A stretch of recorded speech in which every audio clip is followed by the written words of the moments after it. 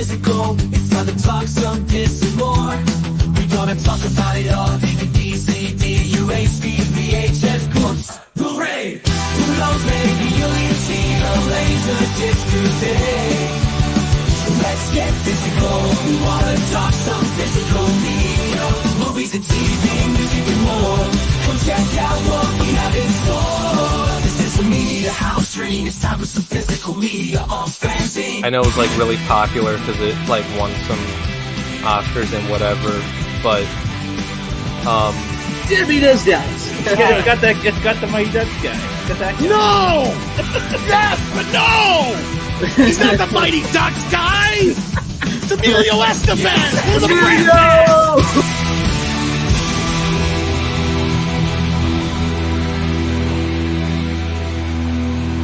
You can never have enough physical media.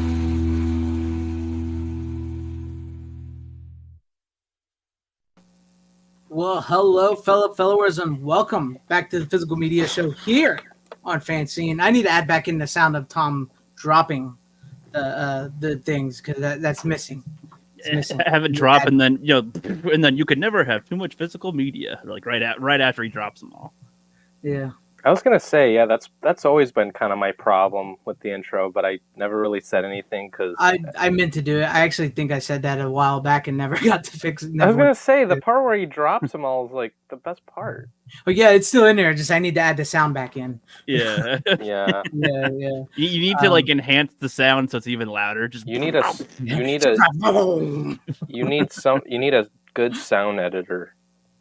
Yeah, well, I need an editor, period. I've been swamped lately. But with that being said, thank you to everybody out there that's tuning in with us. I'm going to say hi to the chat here in a minute. And if some of you are probably saying, where's Tom? Where's Tom? He's on his way. Don't worry. Tom is on his way to the show. He's just doing a little something right now. But with that being said, don't worry. We don't need Tom. No, I'm just kidding. I'm going to tell him you said that, Ryan. Two rookies. Who cares? Two rookies equal a Tom, so that's okay. He's given Rook and I so much shit to the point where, like, who cares? It's making you better people. It's tough love. My skin is tough as rock now. It's stone. I'm going to say... tough as hard. Right. Well, welcome, Heather Preston. Hi, glad to have you with us. FKHC 2005, hail to you. Glad to have you with us. Howdy, Ace Hanlon. Glad to see you in the chat. Salute to you, Steven. I did see earlier you said you're dozing off, so if you fall asleep, don't worry. The stream will stay up as always.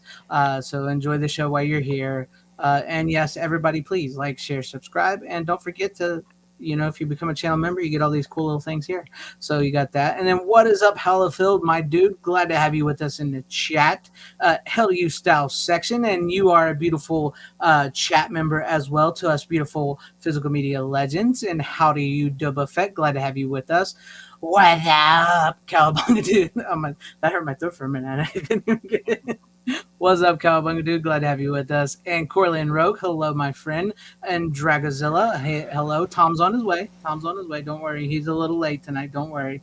Yeah, he's on George the Giant Slayer's channel right now, yes. But he should be coming over here soon when he gets done over there. I'm telling. Hell to you, Brian Barth. Glad to have you with us. And F Best Buy Runner. There you go, F Best Buy. There you go. Thank you for actually saying it the right way. F Best Buy, not my Best Buy, just Best Buy in general. Brian, you actually get some points today. Thank God. Yes, Tom will be here in a few minutes. Yes, yes. Thank you, Fletcher. I heard he fell asleep earlier and just woke up again. Well, hey, at least you're ready to go. Yeah, I've been there before, Steven. Busy days. Dude, that's basically been my life as of late. If you want to find a way to fall asleep really good, watch Ahsoka or The Acolyte. You'll fall asleep in seconds. or just watch a better movie. I don't know, or something. If you're trying to fall asleep, you don't fall asleep to a good movie. I wouldn't even watch it to fall asleep on it. Yeah. No, I just wouldn't watch it at all. It's not worth my time at all. Yeah, it's not worth it. The intention was I need to sleep. How do I sleep? Oh, watch something shitty. Okay. Listen, I might be younger than you guys, but time's flying by fast for me, so I'm not wasting my time watching garbage. You saying you're gonna be 27 by like next year with how fast you're aging now? Yeah, that's basically Yep. it. Like I feel Where's like Tom? I need an adult. I need an adult to talk to. 20-year-old kids talking about how time's flying by. Meanwhile, I'm 41 years old. 21. That's an adult right there. Okay. You know that I told those kids to stop skateboarding on the Skywalker last week. Okay. I need an adult. Yes. Okay. Let me say, you know what? I need to check. What's up, Anthony Driven Hill to you? Glad to have you with this. But Runner, are you really some of these movies here? At least one of them. Are you trying to start shit again? What are you talking about? Start shit about what? One of the movies there that you're picking there. Okay. Well, don't talk. Don't. I'm not gonna say what it is. I'm not gonna say what it is. But I rewatched it and I wanted to talk about it. But we've talked about it like 3 times already.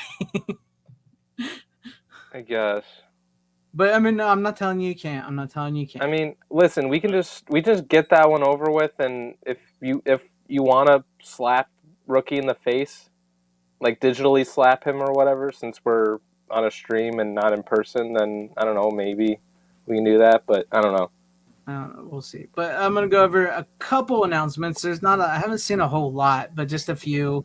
Let's see. We have To Catch a Thief. Cary Grant and Grace Kelly's To Catch a Thief is coming to 4K from Paramount Presents on October 15th. So there's one there. And Thelma, never heard of Thelma, is coming to Blu-ray from Magnolia Pictures on October 8th. That's some indie film that came out around theaters. Arrow is going to announce new titles for Halloween this Friday, so I don't have those. So they just have a pumpkin lit up as a tease. So yeah, Arrow always announces their shit late for us. Well, yeah, because we always do it on Wednesday and they do it on theirs on Friday. So, but yeah, this is their little teaser from Arrow. What can it be? Something to do with Halloween because it's their October releases. So what can it be? We'll see. Some people want to say Halloween again, which I really hope it's not Halloween again. We've got enough of those releases out there on 4K and everything. We don't need another. No kidding. It would be awesome if it was Trick or Treat. I was about to say, yeah, the anthology Trick or Treat. That would be awesome, especially if Shout Factory isn't doing it and Arrow's doing a 4K of it. That would be awesome. I'd be down for that. So there's that, and then don't know that one. I'm trying to find more. Long Legs is coming to 4K and Blu-ray. That's a Nicolas Cage movie, and nobody's talked about it like it's a Nicolas Cage movie at all. There's like it's a movie called Long Legs. You should see it. Nobody said it's Nicolas Cage. What? You're not wrong. You're not wrong, Rook. You're actually so right. Like, how else do you sell a movie? Like, if you just said watch Pig, you'd be like, what's that? A Nicolas Cage movie where he's like serious? What? Okay. Let me see that. All right. I still need to watch Pig. It's a very divisive movie, Long Legs is. Yeah, some people like it. Do you some really like don't. it or you really don't? That's what it is. I haven't seen it yet, so I can't make my judgment. But to be honest with you, it's not something I'm in a hurry to see like everybody else was. I'll watch it just because Nicolas Cage is in it, and that's I even my like interest now too. Yeah. And I fucking I watched something that he was in that was like absolutely terrible. I don't know if I can like talk about it on stream because it's kind of fucked up. I'll talk to Rookie about it if he's even like heard of it. I forget what it's called, but it was like a terrible fucking movie. Okay. Yeah, but let's move on. What other announcements? I believe that's all I got. No, you missed one more. I missed one more. What did I miss? Bike Riders 4K. I didn't see it. I saw it. It just got announced today. I just see it. Yeah, here's Bike Riders on 4K coming August 13 on 4K. Yeah, there you go. It's a great movie right there. Yeah. Well, here's one for people. Let's see. Before Tom gets here, because Tom hates this movie. Oh, it's probably good then. No, I'm just kidding. Now, this is coming from it's Blair Witch Project. All right, so this is the original Blair Witch Project, but this is an announcement from it for anybody because I know Tom don't like the movie. Says I'm going to read it off to you real quick because it's a big thing. Producer Michael Manello has stated that Second Sight will be releasing an edition of the Blair Witch Project that represents the filmmaker's complete vision for the film, and that it is currently slated for the October release. And he also says that for 25 years, Artisan/Lionsgate have been content to put out a version of this film that is not how the filmmakers intended it to look, with broken motion and film grain over video. Now that we have an actual filmmaker and producer-approved version coming out, I think I've earned the right to dump on the release of the transfer that Artisan did without consulting us. Excuse me, says if they want to cash grab, dump it onto the market, I can't stop them. But I'm not going to shut up about something I worked so hard on being released with a shoddy transfer and the same old extras. It hasn't been announced yet, but there is a new version of the original film coming out in October with exclusive new content. And for the first time ever, the film will look the way it was intended to be from the beginning back in 1999. Artisan never consulted us on the transfer, and they, I believe the technical term is, fucked it all up. And neither they or Lionsgate ever fixed it, not even the Blu-ray release. The version coming will stand as the only version that represents the filmmaker's complete vision of the film. More info to be determined soon. So there you go. Damn, there's some fighting words. Damn, right? All right. No shit. Here's stuff. Tom, it was the Blair Witch Project. I tried to do it while you weren't here because I know you don't like the Blair Witch Project. You shouldn't That was have the said Blair anything. Witch Project. You have awakened the beast, damn it. Damn. You have awakened the beast. What the fuck did you do, Greg? No. I love Tom's rant. Exactly. No, I love his rant. Tom's rants are fine, but like, it's great if Tom could be happy for once. No, I'm just kidding. Oh yeah, I forgot about that. Thank you for reminding me. Yes, the Superman Fleischer not the Superman Fleischer cartoons. The Super Friends are coming. Yeah, on a big that's Blu-ray set. That's what I was gonna say. That's what I saw. Yeah. And yes, I wish it was about the Superman Fleischer cartoon as well, Tom, about them fixing what they did to the scan, because that was a horrible set they released earlier. But no, I saw that earlier, and I know there's fans of the Blair Witch Project. I know Tom's not, but I know there are fans in our audience that like that movie. And I saw that, and I got to give the filmmaker respect, even though they screwed over the people that started the movie, and they still have not been paid since the movie was released. Yeah, I've never seen Blair Witch, but they made the movie Altered, which I thought was pretty good, that nobody's heard of. That is actually okay. But yeah, so good on them. Good on them. I'm gonna come. I'm gonna come. Doing good tonight, Bronson Wright Wolf. Glad to have you with us in the chat, as always, my friend. But no, yeah, I wish they would fix the Superman Fleischer cartoons, and but no, I gave the filmmaker a little bit of respect after I read that. But with that being said, let's go to you before Tom gets here. We'll start with Runner. I'd blow you up, but my camera doesn't work. Yeah, your camera doesn't work. So you wanted to start with that one first, right? Yes, that one first, that was one thing that Rook showed last week, but I rewatched it just because I felt like I needed to rewatch it. Okay, hold on. Tom just sent a thing here. Yeah, I saw that. Yeah, I'm gonna pop that up real quick, and then I'll pop up yours. Yeah, no, that's cool. Take your time. No. There it is. Okay. Yeah. So it looks like we are getting this fixed, the Superman, and I do like that. That does look a lot better. So it does say this. The one on the left is the. On the left, a restored still of the Fleischer Superman. On the right, the scan of the original 35mm print. This is the original 35mm print. Oh wow. That's a huge difference. Wow. Wait, so the one on the right is the one that they released on Blu-ray? Wait, you got to look at the shit, because we're looking at this all wrong, because we see it. This is the one on the left, and this is the one on the right. But anyways, it says this weekend Superman flies off the small screen again as a second season. I don't care about that. Where's it at? The show's animators have paid homage. I don't care about that show. I want to know what they're going to do with the scan. Where's it at? The Fleischer Studios produced the shorts. They're also a masterful technician. Oh, whatever. It looks like it might be coming. But anyways, there you go. There was that. There was that. And I'm going to present to you. I got to get to this. Let me pop it up. Start with this one. This is Runner's first pick of the night. So, Runner, go ahead and talk about it. Since we've already talked about this like 4 times. This is the 3rd time in a row. 4 times, Yeah, pretty much. And they make a reference to it in the new Cobra Kai season. They do. Stingray wanted to nickname one of the kids he was trying to train Booger. Booger, that's right. Booger. Yeah, I rewatched this because I hadn't seen it in like years, but I remember watching this with my dad when it like came out on cable when I was like really young. And yeah, it's a good movie. Like I kind of grew up on this movie, so that's why I have some sort of an appreciation for it.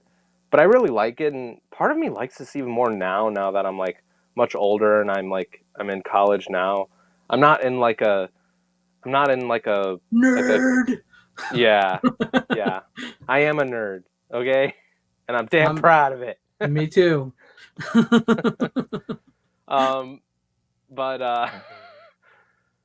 Oh man. But like I don't go to that kind of college. Like I go to like a city college type thing.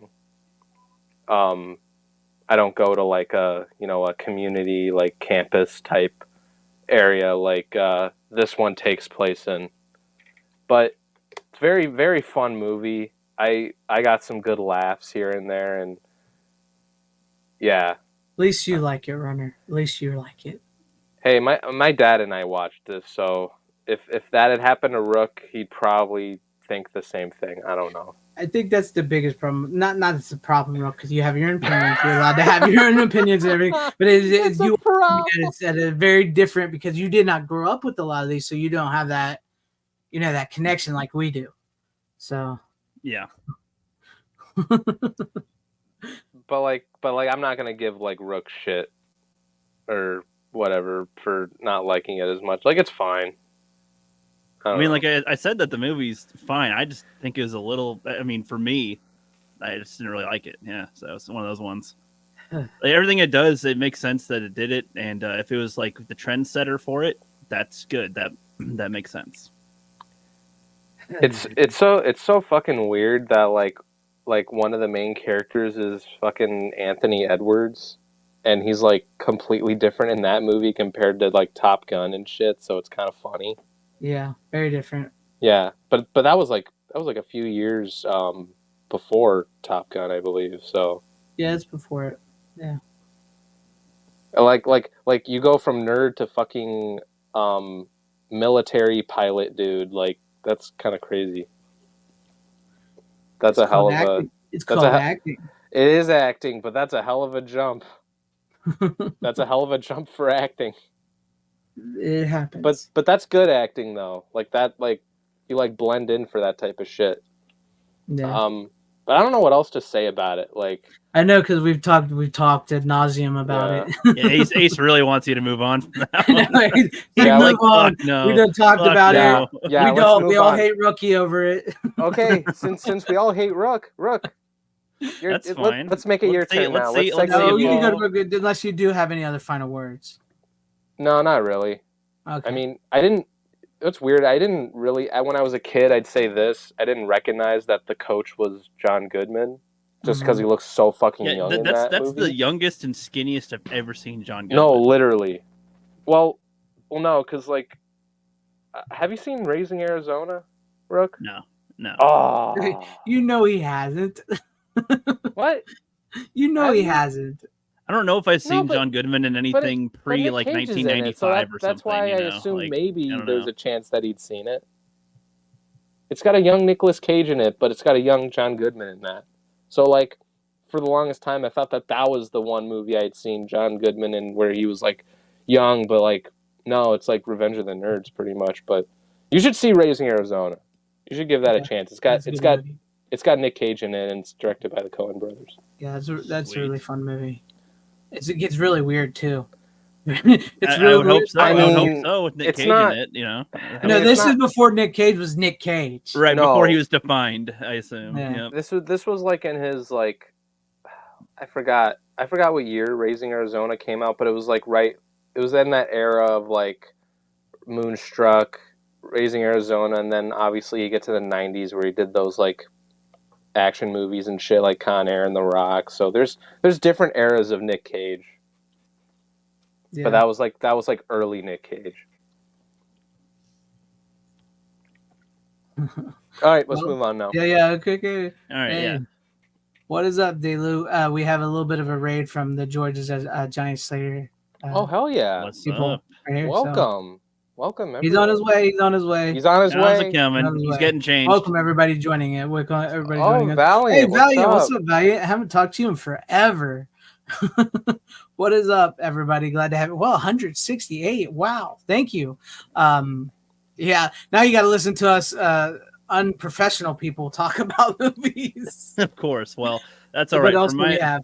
Tom who just Oh, joined us. Tom. Yay! I brought some Tom's friends. Hello. Hello. Thank you to everybody showing up. I appreciate each. Be I sure hope to you subscribe if you like the show. Yes, I hope you like my little goofy show here. We're gonna pick on Rookie really bad, so stick around. This set is up really my good. Pizza just for you. Oh, Tom. he got did! it like Just for pizza you. on the bed. Just for you.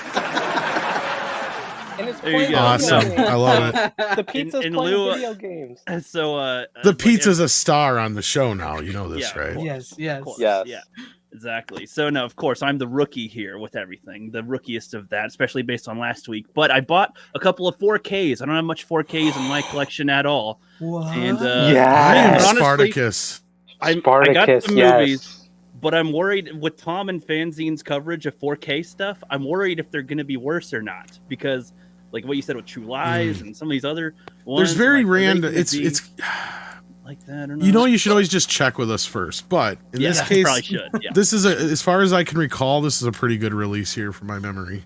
Yeah, Yep. Spartacus. I was looks pretty gonna good. watch this today, but it was like 3 hours long, and I was like, oh, I started like an hour or two ago, so I watched a different. That's a movie. very underrated Kubrick film. Got Wizard of Oz. I have seen Wizard of Oz. But I haven't seen that since I was Put a 'em kid. up. Put 'em Since I was a up. kid, so I'm gonna. Have That's actually those. one of the best 4K Yeah. restorations. It was scanned it's in, not I bad. think, 8K. Yeah. Okay. Yeah, honestly. Or so, no, like, I'm I sorry, was- 16K. I think it was scanned in. 16K. Shit. What? Yeah, because that way they don't ever have to scan it Yeah. again because the movie's falling apart. Yeah, Damn, it's good. It's the final scan. that's good. Yeah, no, like it was Prime Day. I wasn't looking for anything, but all these movies that would be like $16 or more for like $10. So I was like, okay, shoot, I'll get some That's of a pretty these, good see how movie, they actually. are. That's a good movie. 17 Yeah, that's a good as movie. well. I have the steelbook for that movie. Actually. That's another one, as far as I know, is a 4K native. Yeah, And E.T. that's a good one. Haven't E.T. seen E.T. since I I wish was I a had known kid you as were well. going to get that because I got like 5 copies of that. I could have sent I you could one. just gotten I one got, from you. I bought 2 by accident. I gotcha. But no, so yeah, this is one I don't remember anything about this movie other than people talk Really, about you it all don't the remember time. about So, ET? I don't remember E.T. I know I've seen it, but I don't remember anything in it. So I'll have to Honestly, give that one a it's been a rewatch. while since I've seen that movie myself. And did Peter Jackson Kong? I don't remember have- seeing this lots of times, and but actually- I haven't seen it in I actually- a long time though. I actually don't have that 4K. Mm-hmm. Hoping I next do. It's year. not one of the best presentations, but that's just because so much CGI is in it. Yeah, Oh, yeah, there's a lot of lots of CGI in there. Yeah. I just remember the main thing I remember from this is the 3-on-1 T-Rex fucking fight in this, and I can't wait to rewatch that. And then Live Oh, Die that's- Repeat. oh, I've had I this like that recommended to movie. me a lot lately, so I'm like, all right, shit. I had no I have interest that- in it before. I have but, that one. That's a good movie. We'll see. Here we go. And then final one that I got that FanZcene and Tom will especially like. That's one of my Ooh, Time favorites. Yeah, that's a nice set there. Yeah. that's a good set. What? It's all miscolored coded. Yeah, that's a weird That's- set how they put it That's together. weird. They must have ran out of clear cases. That's It all. must have. Yeah, it's still in the packaging. I haven't opened it. It was probably put together. Remember, what was it, like 6-7 months ago when they had a shortage on certain like plastic cases? Because I actually have the Training Day 4K in a standard Blu-ray case. Oh Yeah. no, Remember they all released like that. Yeah, there was a bunch of them. Oh, there was because the reason was is they had run out of 4K cases. And Yeah. so they had to put it together. And it was like, oh, That's Really? hilarious. Okay. That's crazy. Yeah. Yeah. Fucking Well, and then- Warner Brothers ran out of That 4K is the first cases. I've ever seen where they Yeah, and it was because they knew it was going to be like a month or two, and so instead of making people wait, Yeah, they just put them in a here's- standard case. Yeah. You know how I knew about that? Because back in the days when Best Buy used to sell 4Ks and Blu-rays, they had Training Day on 4K, but it was on Blu-ray case, and I'm like, wait a minute, is there going to be a Blu-ray on this thing? And luckily they had a Steelbook for 4K, so I was like, I'll grab this just to be safe because I know it's going to have the 4K. There was another one that came out at the same time that had the same thing. I'm trying to remember what it was, but yeah. I don't remember what it was. I don't know. So when I get to my next round, I'll talk about Shawshank. I watched Shawshank for the first time, but I want to do this on my next round because I kind of showed all those. So I want one of you guys to go next, and on my next round, I'll talk about Shawshank. Saw that for the first time. Shawshank. So 4K as well. Looked great. I'll just say that first. Looked great. So there you go. nice. 2 eggs in a one basket. You can get these at Amazon. We typically have to buy a lot of stuff online now. Amazon, where Rookie got all these. But I would also recommend Diabolic DVD, Orbit DVD, and what's that one you talked about, Tom? The one that you said you go to? Diabolic, Orbit, and was this Vintage Stock? No, but I don't know. Is that the one? No, I use Deep. A Deep Discount or something? Deep Discount is a good one. They actually are a good one for finding stuff that's either out of print or harder to find sometimes. Mm-hmm. And they always have really good prices. So that's another good one. And I don't like it because sometimes I get a lot of stuff on my phone, but they do give you a lot of discount codes and stuff. Mm-hmm. Otherwise, I've been going through directly to whoever. Yeah. Right? Yeah. That's what I've been doing lately as well. If I don't get it on Orbit or Diabolic, I'll go directly to like Arrow or Vinegar Syndrome or whatever if I want the title like that. All right, so Rook, that was like your first pick, all just showing all them. I was just kind of showing my collect to make up for my Revenge of the Nerds take last week. So. I'd hate to see. I've got things to come. With as many people we have in the chat and watching right now, I'd hate to see the reaction you would get. Oh man, go watch last week's episode if you guys want to find that out. So I don't know what that fat lady's singing about, but you're listening to Mead Radio. I got Morgan Freeman on lockdown. I can have him. Nice. That's good. Nice. Actually, that's Jonas, of course. But yeah, he does a perfect Morgan Freeman. Yeah. You came to the right place because I also still watch VHS Dalu. Nice. But with that, Tom, if you're ready, you want to go ahead for your first pick? Yeah, I can. Where should I go first? I don't know what everybody else's picks were yet, so we only did Runner did Revenge of the Nerds again, and then was that. Okay, well, there's one I should bounce off there, but everybody's been talking about these, and I did talk about. We're getting a weird buzz. Is that just me? I'll mute real quick and see. No, it's not. It's not. Is it me? Yeah, I think it's you. Shit, of course it is. I'm on my iPad again. Okay, I'm sorry. That's all. No, that's all right. It's all right. I just was trying to figure out if it was me or not. My computer is fucked up again with my connection. So since I talked about this one last week, I brought the new 4K Jaws 3 and Jaws. Well, nice and not so nice. I cannot recommend this one. Obviously, I figured. Mm-hmm. I mean, sure, the Steelbook looks nice. I guess I don't really like this thing they're going for, but. And I guess it does have the 3D Blu-ray in it. I was wondering why they just wouldn't put in the standard Blu-ray, which it still looks better than the 4K, even if you're watching the 2D version. Because it doesn't have all the digital manipulation on it. Because, what happened here is, I don't know if they didn't rescan the movie. I think the original scan they did for the old Blu-ray was a 4K scan, but they just decided to upconvert it with AI instead of leaving it alone. Because I think they thought it looked bad. Because, I mean, it's on that weird film stock for the 3D footage. And it's always kind of looked wonky because of that and had like a weird soft look to it. So then they add that digital shit, which makes it look even softer. So everything kind of almost not quite plasticky, but that's just like a lot like American Graffiti. Oh, yeah. Yeah. And then, of course, you have some scenes which aren't so bad, like, you know, as long as they're more close-up scenes and they're in daylight, you could almost be like, oh, wow, the movie looks better than it ever has before. But then when you get to like crowd scenes or scenes that are, you know, not in broad daylight and such, it's just the AI elements that are messing everything up are so bad.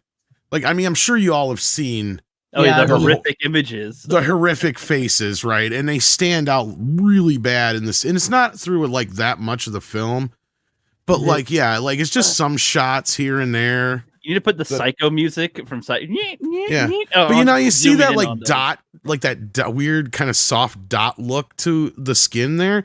That's the way almost everybody's skin looks in almost every scene, though. Wow. Except for close-up daylight scenes. Oh, really? Yeah, it is so bad that it's like I can't recommend it at all. Like even for completists, it's like I almost sent it back without opening it, but I'm like, no, I got to see how bad it really looks. What was the point of them? Plus, I wanted to hear the Dolby Atmos soundtrack. But yeah, sorry. What was the point of them doing a change on the background characters anyway? Just they thought it's not the background character. Look, what they're doing, Rook, is they're doing an AI upconvert. So what the AI is doing is it's taking out all the excessive grain because it is a very grainy image from the type of film stock. Okay, so what it's doing is the AI is calculating because basically between every whatever screen cycle you have that's going by, right? Kitty, I love you, but you are really starting to annoy me tonight. Like, if I want attention, I want attention. He's just got to be in the most annoying spot, and he just knocks shit over. But Can't anyway, just be by the legs or nothing. No. No. So like basically what they're doing is, so you instead, you know, in the background you'll see like dots moving around. That's the grain, right? Right. Okay. So what this AI does is it tries to calculate in between all those dots and get rid of them. So you don't see any movement of that or anything like that. And what it'll do is add this weird smoothness to the picture, which in some cases can bring out a little bit of resolution depending on what you have to work with. But at the end of the day, it's still not a true 4K, right? It is, but it is like, yeah, because I don't even know I would assume the source they got it from was the scan from a few years back. And they didn't even bother rescanning it. That's my guess. Because the original scan was pretty good. Like I watched it in 3D last week, and I said last week it looks pretty good for an old Blu-ray. And I was pretty sure it was from the negative, obviously, because it's the first time it's ever been released like that outside of that weird CED version of 3D they had in Japan or whatever it was, where that and Friday the 13th and a couple other movies actually got released back in the day. Kitty. No, but you have to pay attention to me. You got to accept the kitty overlord, as Chad is saying. They're the boss. It's their show. Well, he's insisting on laying on my movie, so he's like pushing him and knocking him all over. Yeah. Oh, that's a nice collection you have here. Yeah, these are your movies. Oh, he thinks it's a perch. Yes. I'm just going to clear this spot. You have your decoy. So they smooth it all out with that AI, right? Yeah. Right. And then what'll happen is it's trying to understand what the picture is when there's no clear image to go by, because in the background, if you look in the original Blu-ray images, and I shared that one guy that does the foreign YouTube channel that does the good comparison side by side, and the reason it's doing that is because the more you zoom in, the bigger the grain gets. So the AI is trying to differentiate between what is grain and what's somebody's face, and it'll do some weird like manipulation of the two. You know how when AI does weird shit? Yeah. And that's what it's doing. So it's trying to recreate a face that's not there, that you technically don't have enough resolution for. I gotcha. So it was already unclear, and then they're trying to implant a clearer image of what they think the computer is trying so the AI is trying to calculate what that face kind of looks like. It kind of looks like good this. Lord. Yeah. The lizard people don't have a nose, but of course. Yes. Honestly, that's like good inspiration to spawn a horror genre or something out of Well, AI. people were already comparing it to certain things we've seen before. Like, that's the thing, is it has this weird effect. And even on the normal stuff that you don't see those kind of weird, strange effects, because those two images that Greg showed are very zoomed in. Yeah, right. So you have to understand that. But there's even some scenes where people are at like a medium shot, and you can still see the manipulation on the faces and stuff like that. It is weird. So it's like anytime anybody's probably farther than where my face is in frame right now is when the manipulation starts to come in. Yeah. And it gets worse and worse if it doesn't have anything to work with, and it just starts to create shit, basically. And what it is somebody's not paying attention. You could probably dial it down and back in those scenes a bit. Because for the scenes that don't have any problems with it, like I said, I was like, yeah, actually it's probably the best Jaws 3 has ever looked in certain shots. Right. But otherwise, when you get to those other shots, it's just like horrible. Now, Jaws the Revenge, on the other hand, I don't know if they used the same AI on this, but this clearly looks like it's a new scan. Because I actually compared this to shots from the Blu-ray, so you have the opposite thing that you have of the Jaws 3 image, to where you're losing stuff. Oh, and I forgot to add, they also add another fake grain layer over top of that, just so that's another thing they do. That's horrible. Maybe, and I don't know why they do that. Yeah, why so much on part 3 like that? And that's the normal thing they do to some of these movies. And somebody actually said that it was probably because two different teams worked on both. One worked on one worked on the other, possibly. Mm-hmm. Otherwise, I just think it's because somebody took one look at how this looked in 4K and it brought out all the flaws, that they're like, you got to do something with that. We got to get rid of so much grain and blah, blah, blah, blah, blah, blah, blah. It's like, guess what? This movie was probably never really going to look good in 4K. I hate to say it. It just never was. Just like I bet you $5 Friday the 13th Part 3 will never look good in 4K either. Because they were shot on a type of film. To make it 3D. Yeah, so it wasn't like your standard type of film, and it was a more experimental type of film and shit at the time. Anyway, point being, Jaws the Revenge, I actually compared it to the original Blu-ray. Huge leap in resolution. Like, for instance, there's in the opening shot when Sean and the mother are in the kitchen cooking the fish. Mm-hmm. On the background, on the fridge, there's a bunch of stuff on the fridge. Like, you can see what's there on the Blu-ray, but you can't read like certain things. You can actually read what's on the postcard on the fridge. I mean, you can make out the words there compared to like it just looked like scribbles and squaggles on the Blu-ray. Mm-hmm. So right there is enough. And not only that, just richer color, more depth. So this one is a proper 4K scan, and it looks better than it probably has a right to be. But again, it looks good. It's a good movie for 4K because of all the underwater shots they have. This has some of the best underwater photography of all the Jaws films. Yeah. And the fact that it's in the Bahamas, blue water, it looks great. There's a lot of really cool shots of the shark in this movie. So on that respect, in the Dolby Atmos upgrade, some people were claiming that they added sound effects. I did not notice. And I've seen these movies enough times, I would notice. I did not notice anything. Yeah. I wish they had the original stereo soundtrack just for, just to have it. Purist of it. Yeah. Yeah. But in that sense, the Dolby app, I did not notice anything that was manipulated, added, changed, or anything like that. So, and I mean, they spent a lot of money on this movie when they made it. This was Universal's big tentpole movie for 1987. I mean, Michael Caine said it bought his mom a house. Michael Caine. Michael Caine.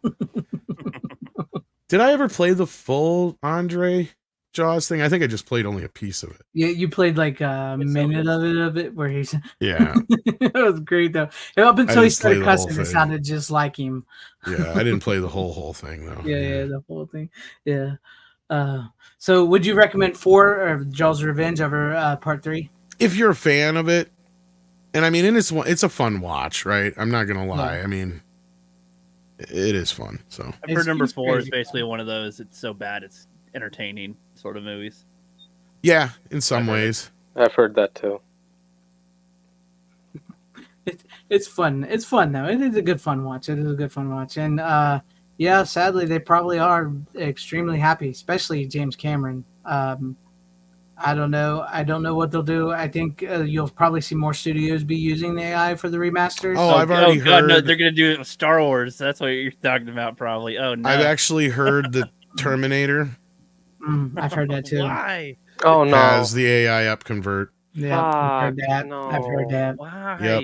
I That's was amazing. I was real. Do they not realize the irony on Terminator with that? I said that. I Right. said that. Oh, we said that, dude. I said the irony of ironies is that one of the guys who warned us about the dangers of AI has been using AI to restore Yeah. his films. But especially on Terminator specifically, AI on Yeah. Terminator. It's Oh, bad. you should look at Terminator 2. Oh yeah, Terminator is bad. The AI, but we've moved on from like the smearing, the smudges, what the DNR to the neat. Now we're on to AI. You would think they would just follows like what Vinegar Syndrome and Arrow them do, because they've got it down and they are just these boutique labels who know how to scan a 4K, and for the most part they give you a really good 4K. I was really hoping that wouldn't happen to the first Terminator. Yeah, but damn it. Like, yeah, I was hearing that myself about Terminator. So Fuck. yeah. All right.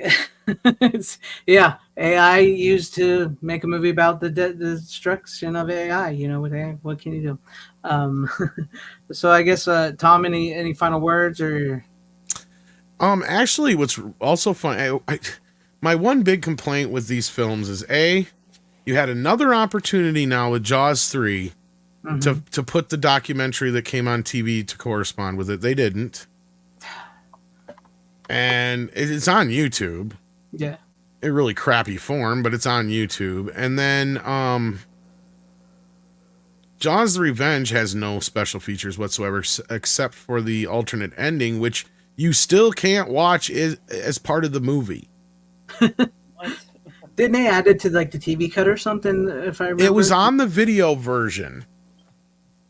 Okay, so it was on the theatrical ending. You can't watch the theatrical version of this movie. You can only watch the VHS cut. That's what I meant to say. Sorry. Oh, okay.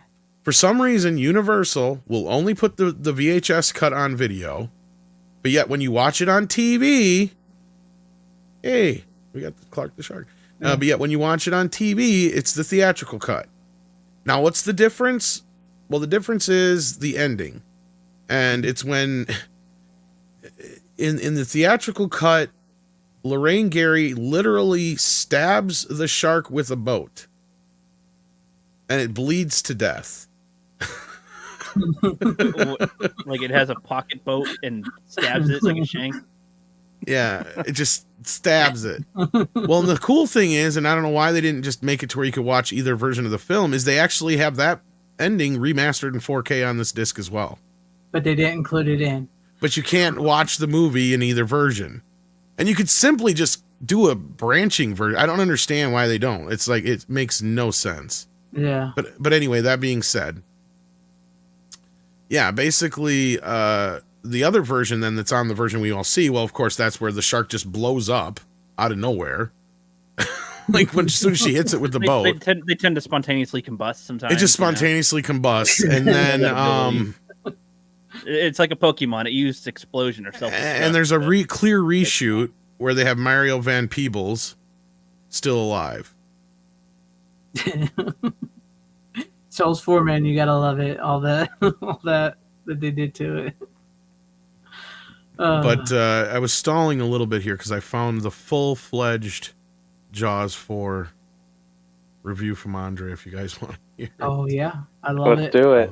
Let's do it before we, because trust me, this is gonna be better than my first pick. It's only 2.5 minutes. It's only 2.5 minutes. Yeah, well, so. we have a bigger audience this time, so a lot of people probably haven't heard it. So Yeah. Yeah, that's true. If you're a fan of Midnight's Edge, get ready because this is good. Okay, hang on a second here. I just got to load it up. You got to move the cat. No, actually, the cat learned, I think, finally. He's like, Daddy, gonna pet me right now. Well, my cat's Dad's trying to busy. dare now. My cat's trying to bug me now. So Well, It's of trying to course. get pizza. Oh my God, it's gonna It's get the that pizza. time of the night, I think. mhm. You know, Oh, he's like like, the plate- pizza, hell it you know, like is. my pizza. She likes to try to grab my pizza from me when I'm. No, trying to he's eat it. ready. No, Kitty's ready to play some Xbox. Yeah, she likes to chew on the controllers too, of course. Today, So. I'm diving into the thrilling universe of Judge Dredd. tracing his journey. Whoops, that's a. Chunk. What? God damn it! That's I grabbed the wrong one. Wrong clip. Wrong one. All right, I'll try and get it. Somebody wants to go. I'll try and find it here. We'll play it again. I'll do mine real quick because I'm the only one guaranteed the only one that's seen this on the panel. So my first pick of the night is Day of the Warrior. It's an Andy Sedaris, boobs, babes, and bombs, whatever they call it, movie. Starring Julie typical Strain. FanZcene pick. Yes, typical. For everybody tuning in, I tend to like movies like this. But no, over on Rhonda Shear's channel, by the way, she's doing a Julie Strain sort of tribute tomorrow night on her social hour, and so I did a little review that'll hopefully be on that tomorrow for this movie. But I watched it. This is a fun movie. If you like Andy Sedaris, this is a fun movie. It's complete nonsense. It's campy. It's funny. It's cheesy. It's sexy. The chicks are hot. The dudes are badass. There's these 4 undercover agents whose secret are about to, they're about to be revealed to this guy called the Warrior, who's played by an ex-professional wrestler from WCW, Marcus Bagwell. So Julie Strain, who is the head of the Lethal Agency, they got to bring in the agents and find the Warrior and beat him up and everything. It's just insane. There's chicks popping their tops. There's this crazy over-the-top wrestling match between Julie Strain and Marcus Bagwell, who is way bigger than her. It's just an insane, fun movie. If you've ever seen any Andy Sedaris movies, then you know what to expect. This is great. This was a fun watch. I really enjoyed it. I've seen it before though, so I rewatched it because I was doing a little review for it. So if you've never seen it, I do recommend it. If you like these type of movies, like you said, it's cheesy, it's campy, it's funny, it's over the top. There's a great scene in it where this guy's like, that dude's got a big freaking gun, and then the woman's like, here, try this, and she gives him a little itty bitty gun with the bow and arrow thing on. I can't think of the name of it right now. He shoots the guy and a little arrow in his chest, and then the guy just explodes. So it's just I feel like you've recommended this movie before. Most Andy Sedaris movies are exactly. I don't this. think you have. This isn't the first time I heard about this one. It sounds familiar, is all I'm saying. I did bring on Hard Ticket to Hawaii, which was the Andy Sedaris movie. Very similar. So yeah. But I'll go ahead and bring this up. If that's it. You said a gun with the bow. You mean like a crossbow? Yeah, crossbow. I couldn't think of the I was like a gun with a bow. What do you? Oh, crossbow. It's a little itty bitty crossbow gun, and the guy shoots a little dart into this guy's chest, and the dude just explodes. Okay, it's great. It's fun. But I'm gonna go ahead and bring this up so you guys can hear this. Yeah, I was just gonna play the audio because the pictures are. Hey everyone. Yeah. Today I'm diving into the deep end of movie madness. Jaws: The Revenge. Yeah, it's that movie where the shark may actually have better acting credits than the humans. Let's chomp into this cinematic shipwreck, shall we? First off, the plot, if you can call it that. The idea is that a shark, apparently holding a grudge worthy of a Shakespearean villain, follows the Brody family this is to the the second Bahamas. Version of it too. Because sure, sharks have personal vendettas and love tropical vacations. Now, let's talk about our shark. This shark doesn't just eat people, it roars. Yes, you heard that right. A roaring shark. I guess the regular dun dun dun dun wasn't dramatic enough, so they gave it a voice. Next up, a singing career. And the special effects, oh boy. They were so bad, I half expected to see a zipper running down the shark's belly. It's less terrifying sea monster and more float in a poorly organized Thanksgiving parade. Then there's Michael Caine. Pictures are great. Sir Michael, what were you thinking, mate? He plays a pilot who gets involved with the Brody family. He famously said he never saw the film, but that it paid for his house. Well, Michael, the movie might have bought a nice house, but unfortunately, it's built on a foundation of cringe. And let's not forget the ending where the shark gets exploded by a boat. Not just any boat, mind you, but a boat that gently taps it. It's like defeating Godzilla with a stern look. It's so anticlimactic that you half expect the shark to pop back up and apologize for the bad performance. In conclusion, Jaws the Revenge is not just a movie. It's a cautionary tale about how not to make a sequel. It's proof that just because you can make a movie doesn't mean you should. But hey, at least it's good for a laugh, right? Thanks for joining me in this roast of the ocean's goofiest predator. Okay, I found the original version now. That was great. That was fun. I like that. Like in the last one, you had him like cursing. Hey everyone, Yeah. today I'm diving into the deep, dark, and unintentionally hilarious waters of Jaws the Revenge. Yeah, you heard that right. Not the masterpiece Spielberg whipped up in '75, but the one that should have been left at sea. Let's get into this cinematic shipwreck. So, Jaws. The Revenge. The movie that answers the question no one asked. What if Jaws was personal? Right off the bat, we have a shark that apparently holds grudges. I mean, who knew sharks were so petty, right? Let's talk about the plot. It's as if the writers threw darts at a board of bad ideas. Our story follows Ellen Brody, who believes that a shark is targeting her family out of revenge. Like it's the Godfather. You cut it off the sound. Marine biologist, but not so sure that's how the force works. But then again, considering how many sharks the Brody family has killed, the shark may have a point. They have single-handedly killed more sharks than global warming to this point, so I can see why he would have a vendetta for the Brody family. And speaking of vendettas and the Brodys, this shark has a GPS for the Brody family. It follows them from the icy waters of Amity Island to the Bahamas. Yes, the Bahamas. My GPS can't get me to a fucking gas station, but this shark can find the fucking remaining Brodys on Earth no problem. Now, if the plot doesn't make you die of cringe, the special effects will. The mechanical shark in this movie seems to have been made by a high preschooler on magic mushrooms for the first time after seeing a picture of a shark once.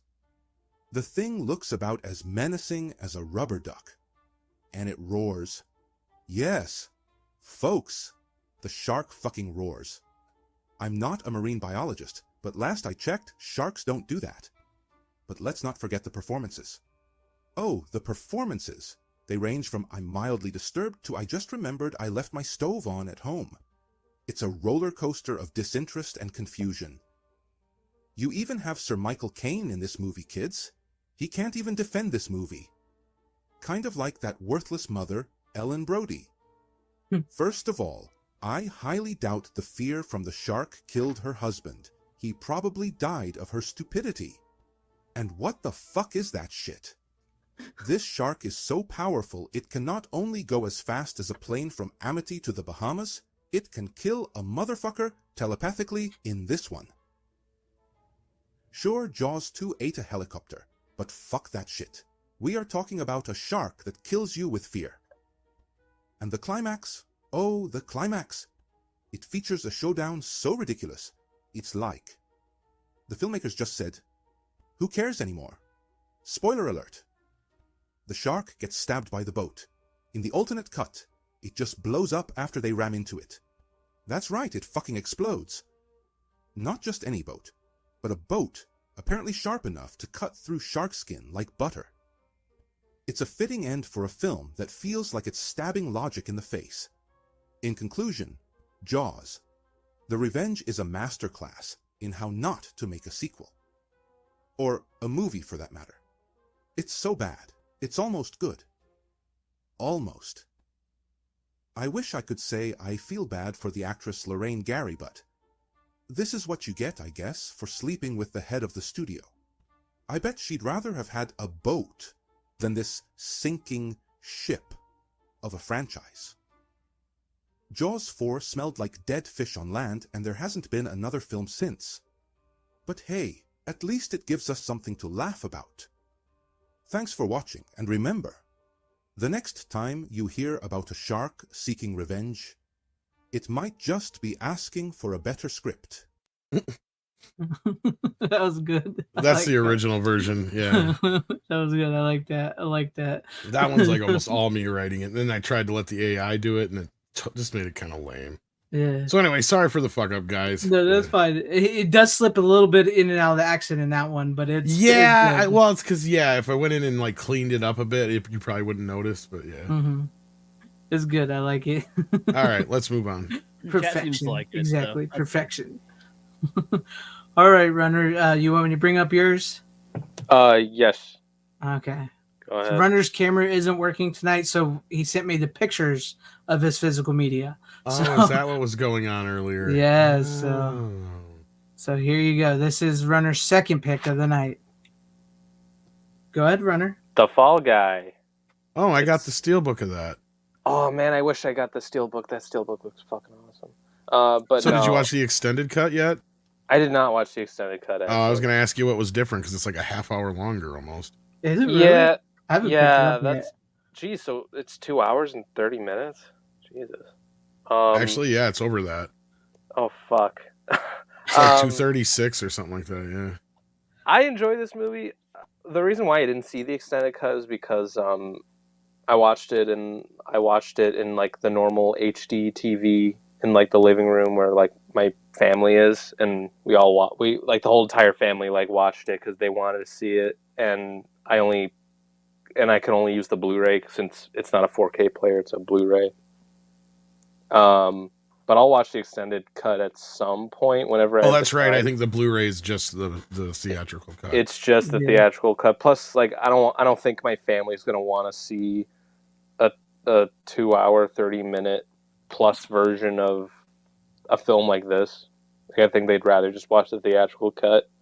But yeah, I saw it a second time. It's a really fun movie. I like it more than most people. Like I find it kind of underrated, and I'm disappointed it didn't do as well in the box office because this is actually one of those movies I saw like a month early before its release because like the school that I go to like got a hold of it like a month in advance, and I was like, oh shit, a free screening? Nice. So I saw that, and I'm like, and when I first saw it, I was like, shit, I think this is gonna make a lot of money in the theater, and boy, was I fucking wrong. I haven't seen it yet. I have not seen it yet. It's just about it. But the reason why I said that is because, like, to me, it just felt like a good, fun time, and I'm like, it felt like the kind of movie like most audiences want to watch. I liked it, but I had a few issues with it. I don't know if you. Oh, it's not perfect, heard me but talk like, about it. No, I heard you talk about it. I didn't agree with most of your reasons why, but like, it's far from perfect. But it's fun. Like it's kind of dumb fun, and I like the stunts. I like that they give the stunt, people recognition, which they don't really get recognition very much.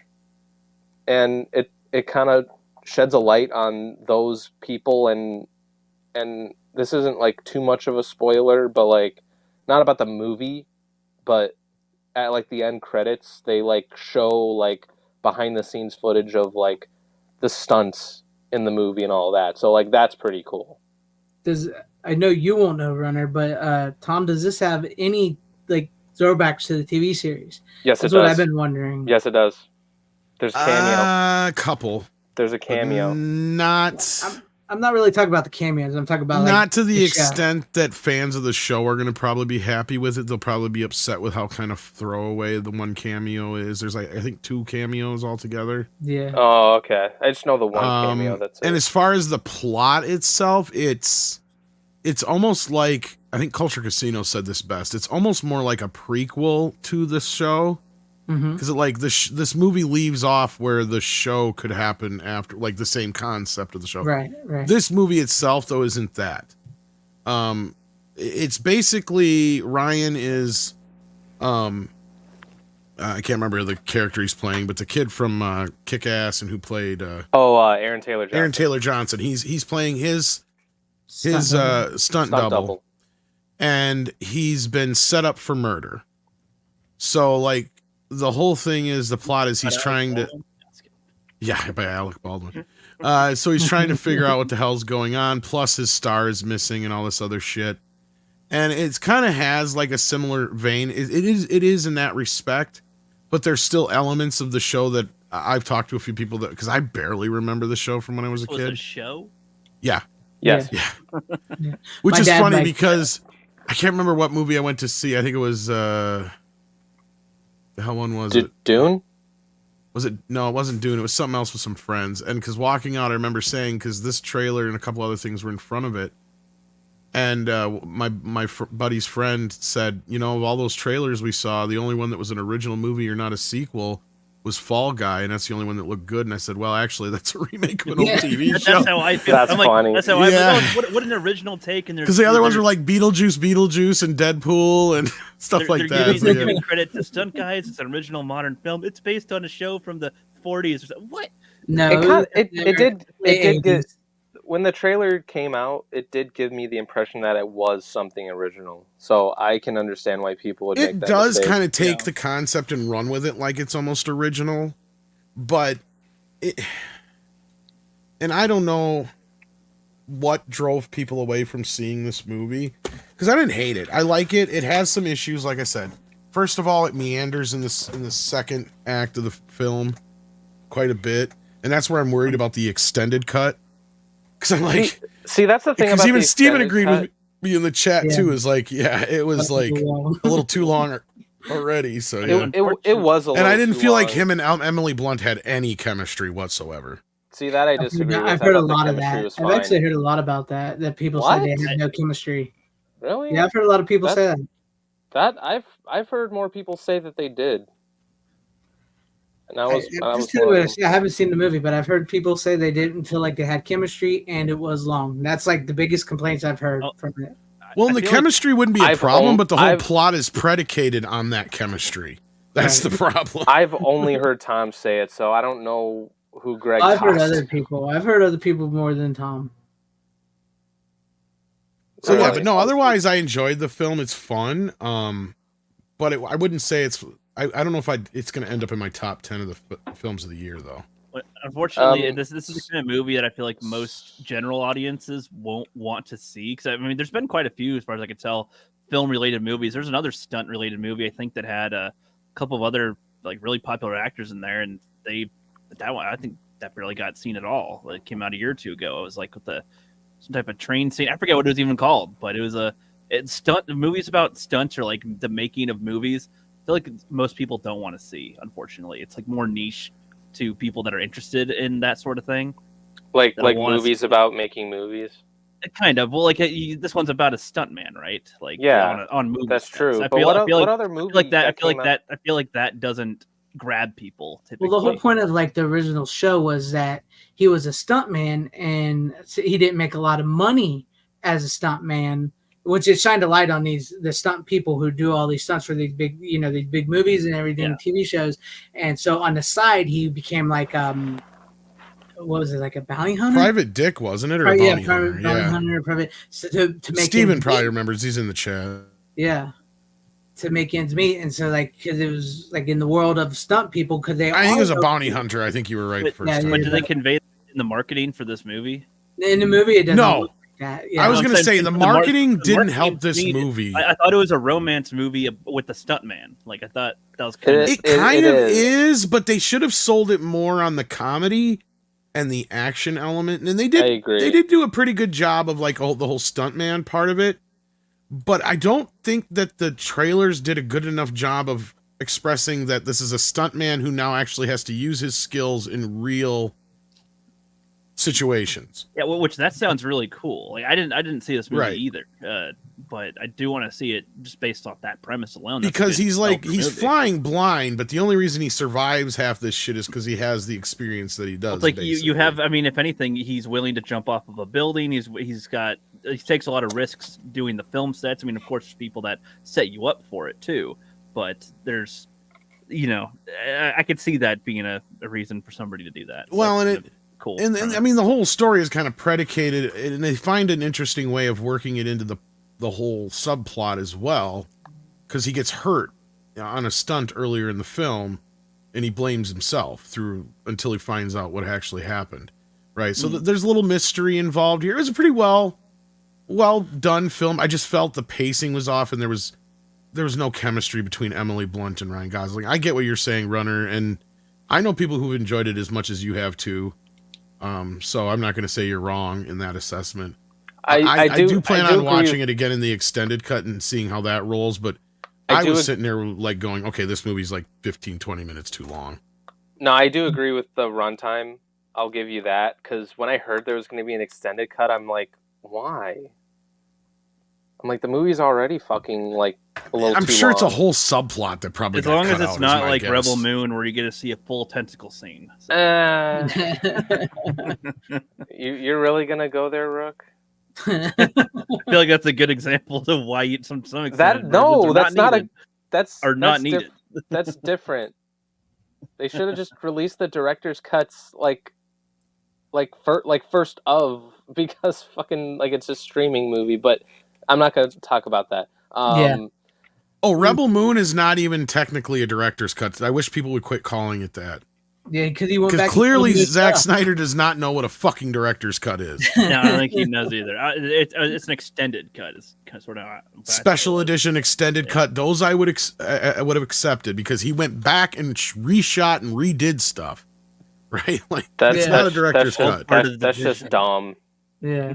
But anyway, the director's cut is the cut that the director turns in, and depending on if they have final cut or not. Right? And 9 times out of 10, they don't, unless you're a Kubrick or a John Carpenter or a so on and so forth, to where the studio will come in and jigger with it some more and cut out 5 minutes here, 10 minutes there, and get it down to where they want it. Because there used to be stipulations on these movies. I know people have gotten used to 2.5 hour movies all the damn time, but that used to be the exception, not the rule. Yeah, I know you guys know what or especially Greg knows what I'm talking about. Like, there used to be kind of a rigid thing. Like Warner Brothers always had this thing, like no movie goes out over 2 hours, right? That was just one of their rules, and they kept that rule pretty steadfast up into the late 2000 teens here. Because in fact, that was one of the rules that they pushed onto Zack Snyder's Justice League, partially because they allowed him to go overboard on Batman v Superman, and that didn't work out for them. Yeah. Outside of the Lord of the Rings and the Harry Potter movies, they did not allow certain movies unless it was directed by Clint Eastwood or Martin Scorsese. You weren't getting no more than 2 hours. Yep. Nope. Yeah, it's the amount if it's a comedy, it better be 90 minutes. It's the amount of ones you can put in theaters, and there's a lot of stuff that goes in each ticket. And not just that, they used to give a shit because it cost more, not just because of the tickets and all that shit. But when you were putting out film reels, right? A lot of times that was what stipulated it. Was like, this movie does not go out in more than like 10 reels. Fuck that. No. You know, like, so that means you cut it down, and you know, and each reel is like 15 or 20 minutes. I can't remember which. So like, yeah, it's like this is it. You got your chunks and then you're done.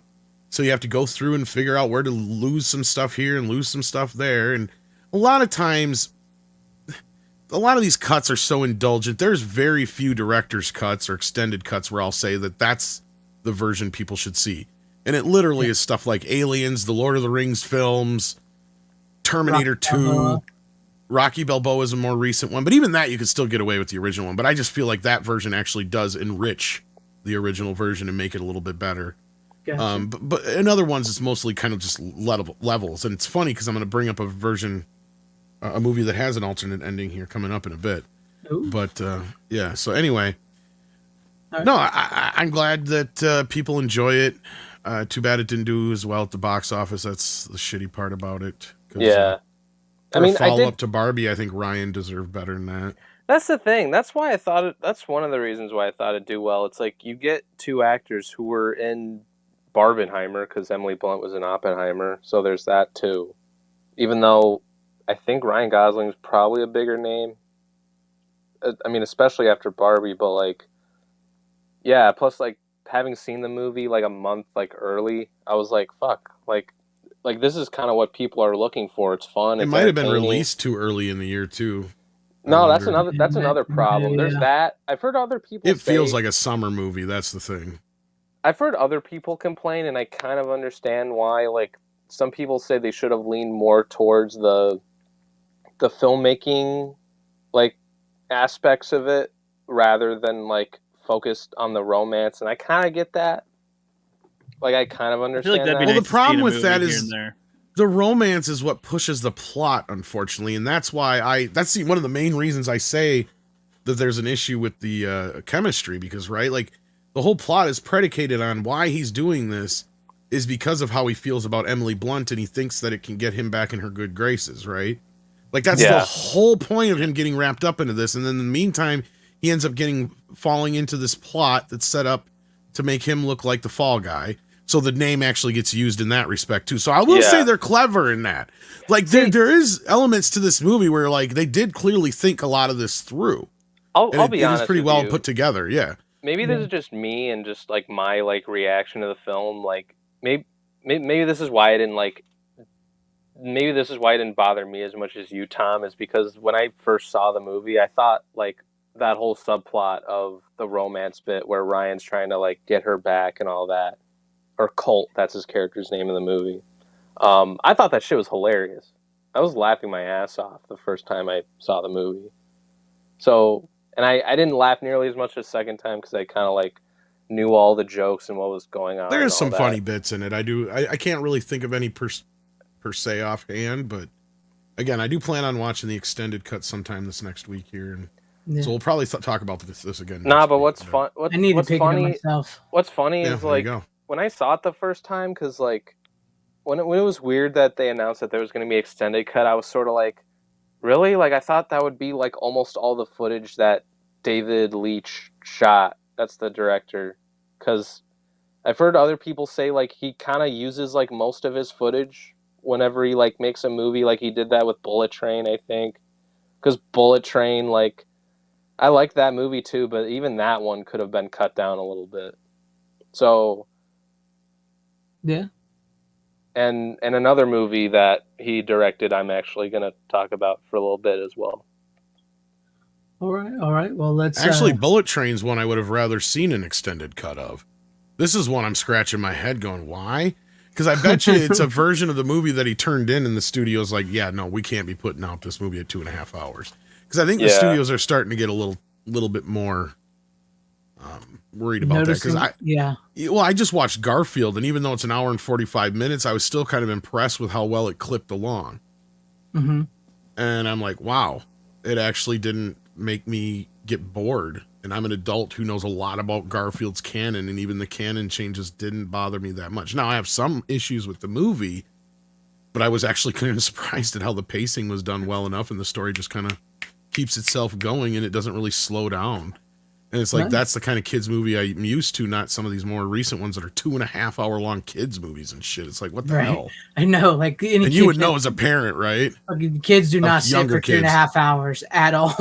Yeah, because I remember taking my nephew and my kid to Cars when my kid was like 5 or 6, and my nephew would have been about 3 or 4 at that time. And about an hour into the movie, they just wanted to leave and go play Cars. Yeah. They were done watching it. They just wanted to go play. Yeah. I kind of forgot the last half of the movie when I saw it, because I remember that first half being like fucking mind blowing when I was younger, and then like, and I fucking owned like all those fucking cars back. Well, the problem with Cars is it follows Doc Hollywood so much beat for beat that you have the adult romance section that drags down Cars. Because that's where the part you're talking about is as soon as him and the girl car start... Sally? Sally start having their thing. That's when the movie starts losing kids' interest. Because it's another, half hour, 20 minutes until the race or whatever at the end? Yeah. Yeah, so like, yeah. And then once that happens, the kids are back into it again. But that's all my kid wanted to see is the races. And they don't want to see literally. That's what I'm saying. Like, the beginning is like fucking like amazing. I think the movie was almost made more for adults than it was for kids. So Pixar did. Well, they did it for both levels, right? Which Cars worked on a level of selling stuff, but I don't think it. Considering how many sequels and spin-offs and shit that thing got, it's just like the first movie was the only one worth a shit. Let's be honest. Because the sequel stuff kept making less and less money. Oh, they're horrible though. I could barely get through the I don't even think I finished watching the second one. Like I just got so turned off by that one. No, I've only ever seen the first one.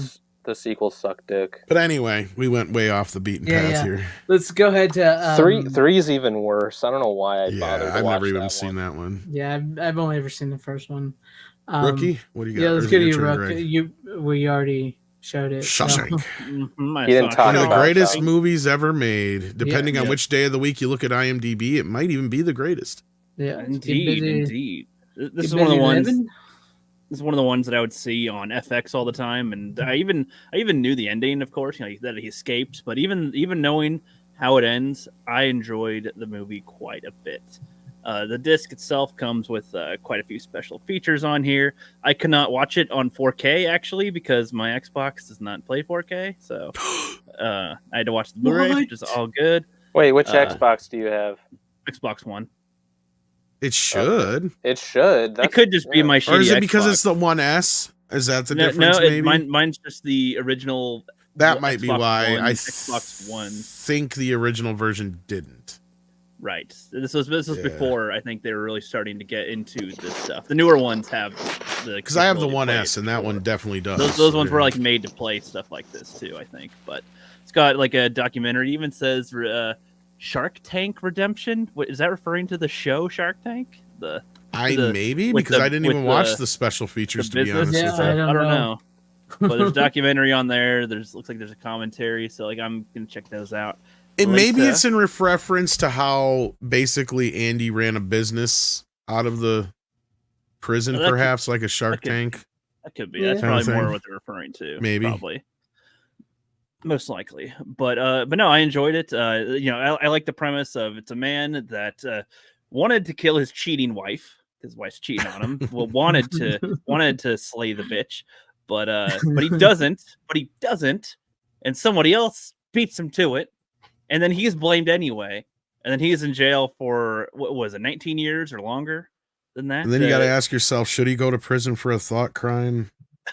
It's like, no, but he was there. They had a gun, whatever. There's like, it seemed he's got the most motive. So it's like, back in those days, guess what you'd get blamed for, I guess. Makes sense. She was cheating too. So, yeah, and both of them were dead, right? So the one she was cheating with as well, there's two dead bodies there, so that's probably why he had a longer sentence as well with it, I assume. Back in the day, I'm not sure how much if they murder, send man. you yeah, but I don't know how long it's like, okay, it's a life sentence now, or it like I don't know back then how much they would add sure up. Even right now I don't know where how much they added up to. I think it was 2 life sentences, wasn't it? Because he got charged for double murder. Yeah, double homicide. I'm trying to remember now. I've seen it twice. He got charged with double murder. I've seen it more than once. I mean, I don't remember how long they said that he's supposed to be in jail for, but he ends up being in there before he escapes was he in there for 20 years or more? Something like that. Yeah. Basically, because they give you little hints on how long he's been in there here and there, but they do jump forward in time a bit as it goes throughout the movie. But I enjoyed the ride. I enjoy the, because again, I see I'll watch anything. So I watch a lot of bad stuff too that is like horrible cinematography and stuff. And I just like it when the cinematography angles look good and shots look good. So I appreciate this type of film that does that. This is one of the first prison films that I've seen in a while where they don't have the guards be overly like harsh. I mean, yeah, some of them do beat the shit out of people. They do some harsh things, but usually it's like they try to really portray the guards as the full-on bad guys. And I mean, yeah, it's hard to believe a little that bit, somebody like Stephen King could have wrote this, right? Right. Yeah, I guess usually people are less subtle with wonder their who he harshness, paid to write it. Richard Bachman. Yeah, right. I enjoy there's like hints throughout the whole movie that show that he has been trying to escape. So that was the thing. I was watching it knowing that he escapes through digging a hole in the wall, and it's like behind a poster. So the whole time I'm kind of watching it going, okay, is there going to be a scene where he like gets people to help him do an escape or something? Because that's a big hole and everything that he gets out of there, and nope, it's not happening through the whole time. But then by the time the movie's over, I'm like, oh shit, okay. From the beginning, he was like, he's picked up like a small rock, and he's like, he establishes that he's got a fascination with rocks. And so if you see rocks in his room, essentially, that's not a big deal. He collects these things all the time. He gives a shit. So he can dig into the wall, and if there's, debris there or something that nobody really look. And when they toss his cell and look for stuff, they do find a couple of rocks, and they see he's collecting rocks too. So it's like, okay, whatever, nothing bad here. And they're more round ish, so not like used as a weapon. So he's good. I like that they think of a lot of things in the film too. That like they know that the audience is probably thinking of while they're watching this, and then where do you put all the dirt from the wall that you do, and shows that he has been walking into the yard and shaking him out of his leg. It's like, okay, shit, how thoroughly would they search you all the time? Would they notice this, especially if he just chips away a little bit at a time? Would they notice?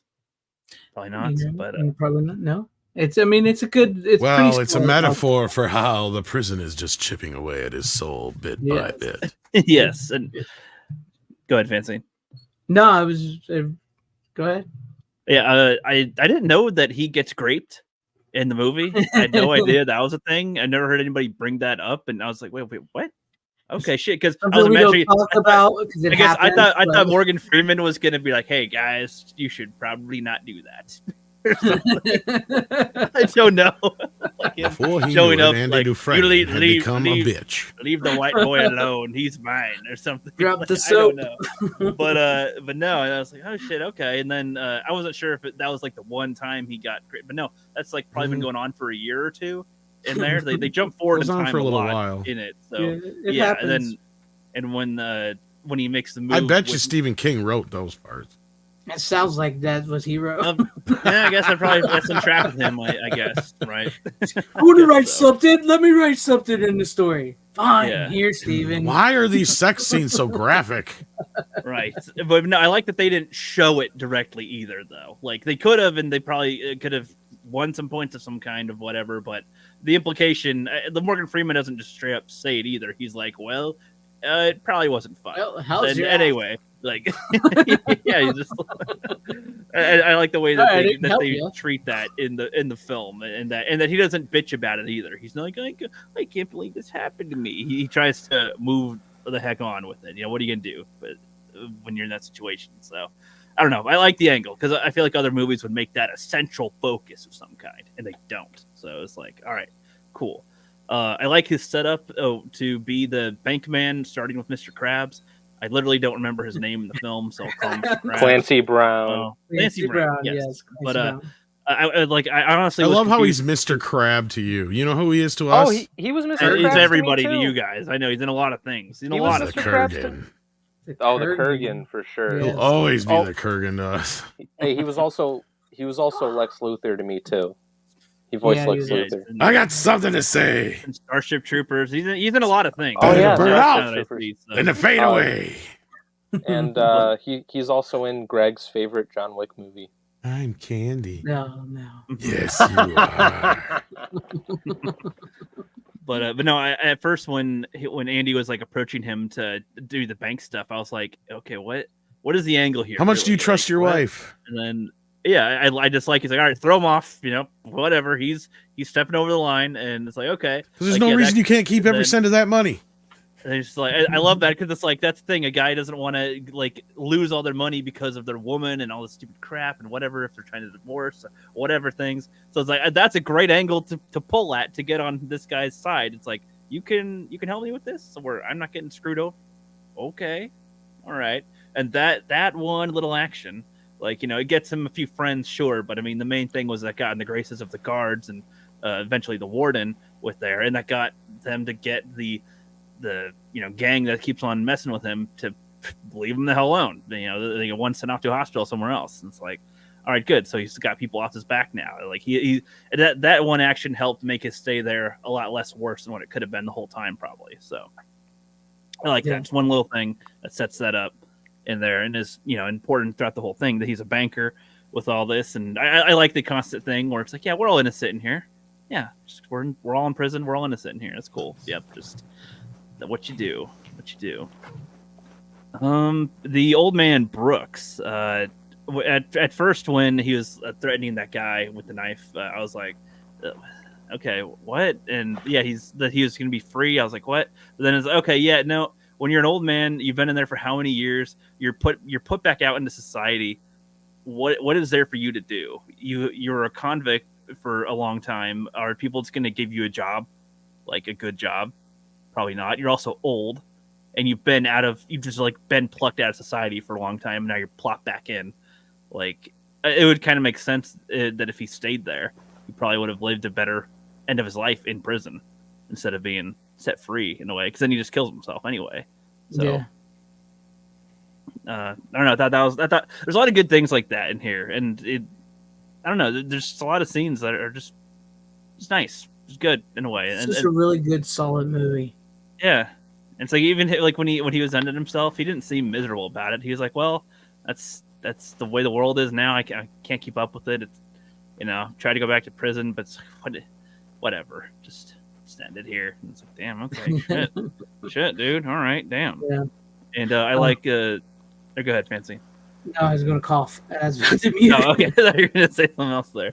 No, I like when they have the new guy arrive. I like that he just kind of integrates in pretty quickly. He adjusts there, but then the information about his wife. I mean, some people could probably say that that's a coincidence that this guy happened to have met the guy that actually did the crime and killed his wife and the person she cheated with and stuff, and then whatever. Like, but I think that's okay enough. If you're trying to look for things that are like too coincidental, I mean, that was how many years later anyway that this happened, and I don't know, something specific stood out.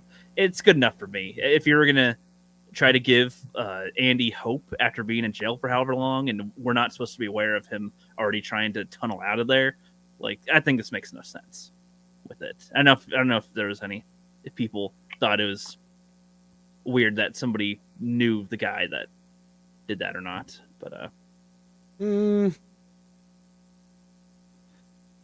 if anybody were to argue a critique of some kind, that could maybe be it, but I feel like it passes just enough, You'd be surprised how often that actually does happen. Mm-hmm. Because these guys run in so many of these circles and stuff, and people talk, and sometimes people brag up certain things, even if they didn't necessarily do it, just so they can brag up their status. Have a little, and it just so happened that it was, and of course they're all in the same area, so the odds are actually a lot better than you'd probably expect, and prisons weren't actually as crowded as they are now back then. Right. Yeah. And I guess I would. So people actually kind of knew each other back then to a point. Like, it was almost kind of like this, telephone worked really well back then. Yeah. Right. I think, I know you hear these stories all the time. Rob Reiner wanted to direct. Gene Hackman and Paul Newman were considered for Red. And you always hear these stories, like, but I think the right people found the right movie. And that's one of those rare times where there's a race swap and nobody says shit. Yeah. In the book, he's not even a Morgan's perfect in it. And the joke is, it's even there, like, because that's the line in the book is like, why do they call you Red? And he's like, well, maybe it's because I'm Irish. Well, because in the book, he literally is like this Irish dude with red hair. Yeah. Right. So it actually works better in the movie when he says that, is because then it works as a joke. Right. Right. And I mean, there's a number of reasons they could have called him Red. I was going to say, because they what don't difference does it make? What he did. Yeah, I was like, could that have been from him killing people at some point or whatever? Who knows what that's referencing? Because you can fill it in your head. He could have been the first day in there. He's like, boy, you got freckles like a redheaded boy, or something like that. And then it just stuck. Yeah. You know what I mean? Like something like that. Even it doesn't matter, right? Like in the book, it's a throwaway bit just because he's redheaded and he's a Scottish dude or whatever. Well, they didn't call him Firecrotch, so so like, nowadays, what they call them nowadays. But I like and then I like how the warden pressures the new guy. He's like, would you would you really testify with this? He's like, yes, I would. I was like, I could say, as soon as he got called to meet the warden, I was like, oh shit, no, he's gonna kill him. He's got a banker here that is trapped here forever, and he's never letting him go ever. Because he can get all the money. Well, the beauty of that, the way that I love about the stuff with the warden, is that's kind of this is how lefties and liberals actually used to do messaging and stuff in a decent way, right? Because this was kind of like the predecessor to what prisons had become, like basically work farms, right? And that's part of the problem we're in right now, right? Is can people get a fair shake when they actually need people in there to run their slave wage work farms? Like, you'd be surprised. I mean, I don't want to get too deep into the politics of it all, but I just love that there's just little elements of the movie that kind of like that's a predecessor to where we are now, right? Like what that guy did then is under the handed and under the table and all that kind of shit. And, you know, injustice being dealt out more than anything. But nowadays it's just par for the course. Yeah. Just business as usual. Yep. But yeah, he ends up getting free by that point. He ends up the new guy gets shot. Andy's put in a hole for like 2 months essentially in solitary, which is probably awful just to be in a box that long. Short little thing, darkness, just able to eat barely, whatever. That is one of the few things, if I were to ever in prison, that I just don't think I could stand. Yeah, that would. And I know my smart mouth couldn't keep me out of the box. Yeah, for real. But and that would train me real quick, I bet, because I could not deal with that shit. Yes, but no, and then he gets out, he crawls through the wall, and he goes through the sewer pipes and has to crawl through poop, and ends up getting out and is free, and it's just very satisfying thing to imagine with that. You're in there for however long, wrongly accused. You put up with all this stuff. You had some rough years in there, and you're at your pretty much final wits here. You know that you're not going to be able to escape here with the new guy that got killed. It's like, okay, they've made their point clear. They want me here forever. Yeah. And he's finally able to escape through this and able to get the warden's comeuppance and stuff. So that was good. Nice. So it takes you on a roller coaster of a ride, and so when it finally gets to the point when he gets out and the rain's coming down, he's got his arms up. You're like, oh, yes. Yeah, that's it's a very like that's the sign of a great movie when you feel like that. And I already knew that was going to happen, but they still had me like engaged the whole time. I'm like wanting to see how this happens, and I like how they did it. And even though I knew it was going to happen, it still kind of caught me off guard when it happened. I didn't know what the runtime was, so I wasn't sure at what point. And I was expecting there to be a scene like after where he and Morgan Freeman and them, like, I don't know, start really digging more. Like, oh, they were doing this the whole time. Which I thought about it when he got the pickaxe earlier, when he got the axe earlier in the film. I was like, oh, he's going to be chipping away at this, like Monte Cristo. They even mentioned that. And then I just back in my brain, totally looking at the scenes, scene to scene. And then I was still caught off guard, even though I thought about it once and then just forgot about it until it happened. I was like, oh shit, It's already been happening the whole time. They go back and show things he was doing in different scenes and what he was hiding or something in his body and stuff. So yeah, neat. I like Shawshank. I wasn't sure if I was going to, but I liked it. Good. Well, at least you like something other people like.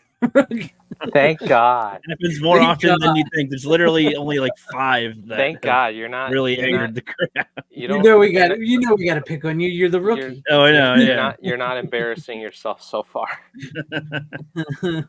Yes. Shawshank gets a thumbs up. I don't think that we should give him too much credit, because I think any movie that's post 1995 or 94-ish counts too much as a modern film, in my opinion.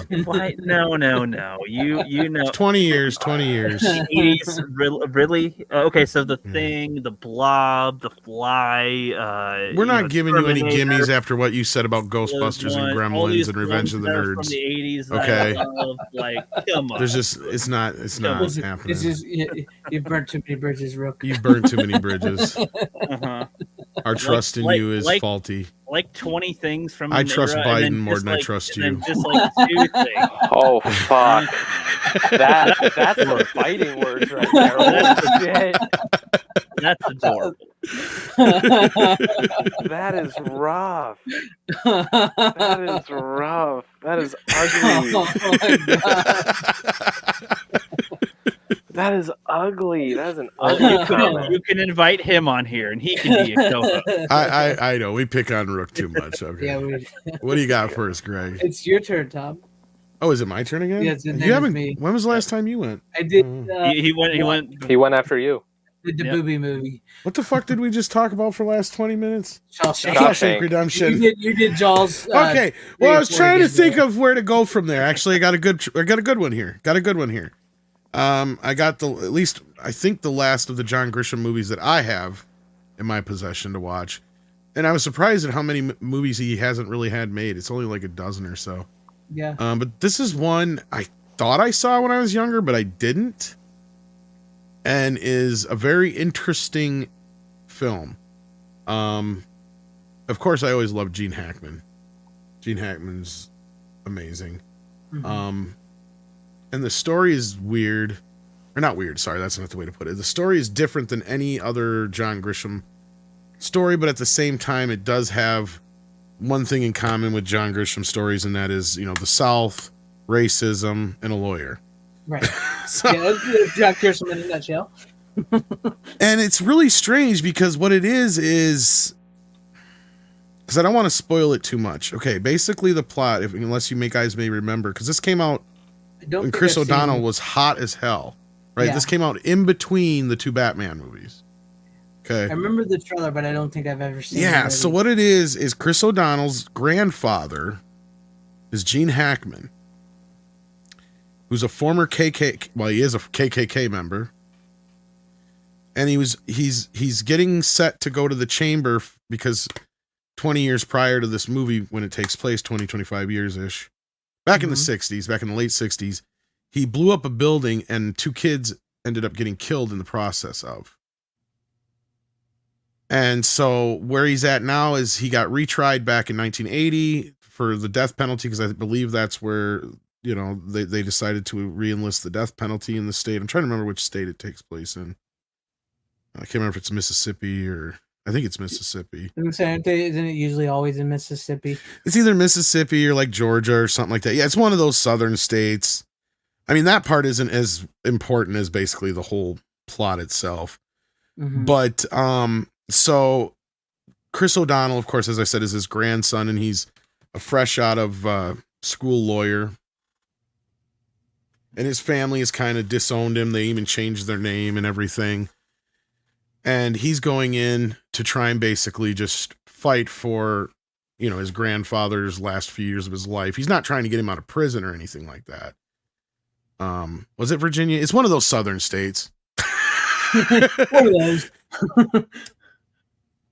Because, I mean, really, it's not so much that he didn't do it, per se. It's the things that were going on around and the fact that 2 kids got killed. Mm-hmm. Like, that's another part of it. Because, like, as bad as Gene Hackman's character is, as racist as he is, he never meant or intended to hurt anybody necessarily. Just scare people. Right. So that gets into this whole thing, and there's a sealed record and some other things that kind of start coming to light that Chris starts digging. And even his grandfather's just like, give it up, quit digging. I kind of just want to let it go at this point. Mm-hmm. Right. So, but the more he keeps digging, the more he starts to find more questions with what happened that day and whether or not his grandfather's actually guilty of murder so much as just blowing up a building. So it does get kind of like, again, I don't want to give away too much because it does, like most John Grisham stories, it gets you down in this roller coaster of a rabbit hole as you get rolling. And of course, the past is never what it seems, and we learn a lot more than we thought we knew before. And great performances across the board from Faye Dunaway. Robert Prosky's real good in it. I mean, probably one of Chris O'Donnell's best performances, I'd say, too. And Gene Hackman's just great in it. I mean, yeah. Just as usual, I mean. Yeah. Did this have some of the same people that you noticed in other ones? I think there was like 1 or 2 of those guys, but I was definitely paying attention more this time out, and I didn't notice as many. But yeah, this was made in the flurry of the other ones, because this one came out in 96. So yeah, between that flurry of like 92, 93, 94, 95, 96 is when we got like 2 or 3 different Grisham ones. I've done Rainmaker already. That one I brought on before. That's actually probably one of... You know what? I said last week Time to Kill is my favorite. I forgot. Yes, Rainmaker's actually my favorite one. Okay. Yeah, that's actually my favorite. That's with Danny DeVito and Matt Damon. Matt Damon. Yeah, Danny DeVito's great in it too, because he's the lawyer who's been, I think he's either been disbarred or he never got his, he never passed the bar. But he's actually a really good lawyer, but yeah. He just couldn't get it. Just couldn't get there. Yeah. And I just love that whole story and the way it works out. I mean, it's depressing as hell, but the win at the end is kind of a big deal. But I like his stories. I love the mystery, and yeah, I can recommend it. Kino does a pretty decent release of it here. I mean, look wise, you can tell it's an older HD master, probably from the Blu-ray back or DVD back in the day. I'd imagine. because this is when probably an earlier DVD release. I remember because '96 is when it came out. So produced by Brian Grazer and Ron Howard as well. Nice. Yeah, I did. I just never seen that one. I like I said, I remember the trailer because I do remember when Chris O'Donnell was on fire and everybody was like, "It's Chris O'Donnell and Gene Hackman." So And I think, but I never seen any. Let's say, did this get any nominations or not? It doesn't say on the back, so probably didn't. But, no, it's pretty good. Pretty good. Oh. And so you finally finished all your John Grisham movies. The ones that I have on hand, yeah. There's a couple more I don't have, but some of them are like TV movies and such. But yeah. Yeah. Well, it's good. It's good. I mean, yeah, he is sorely missed in cinema, but like Steven said, he is 94 years old. I think he earned his right to retire. Yeah, he's good. He's good. He's earned his right. He's one of the all-time greats, though. Definitely. Yeah, he did.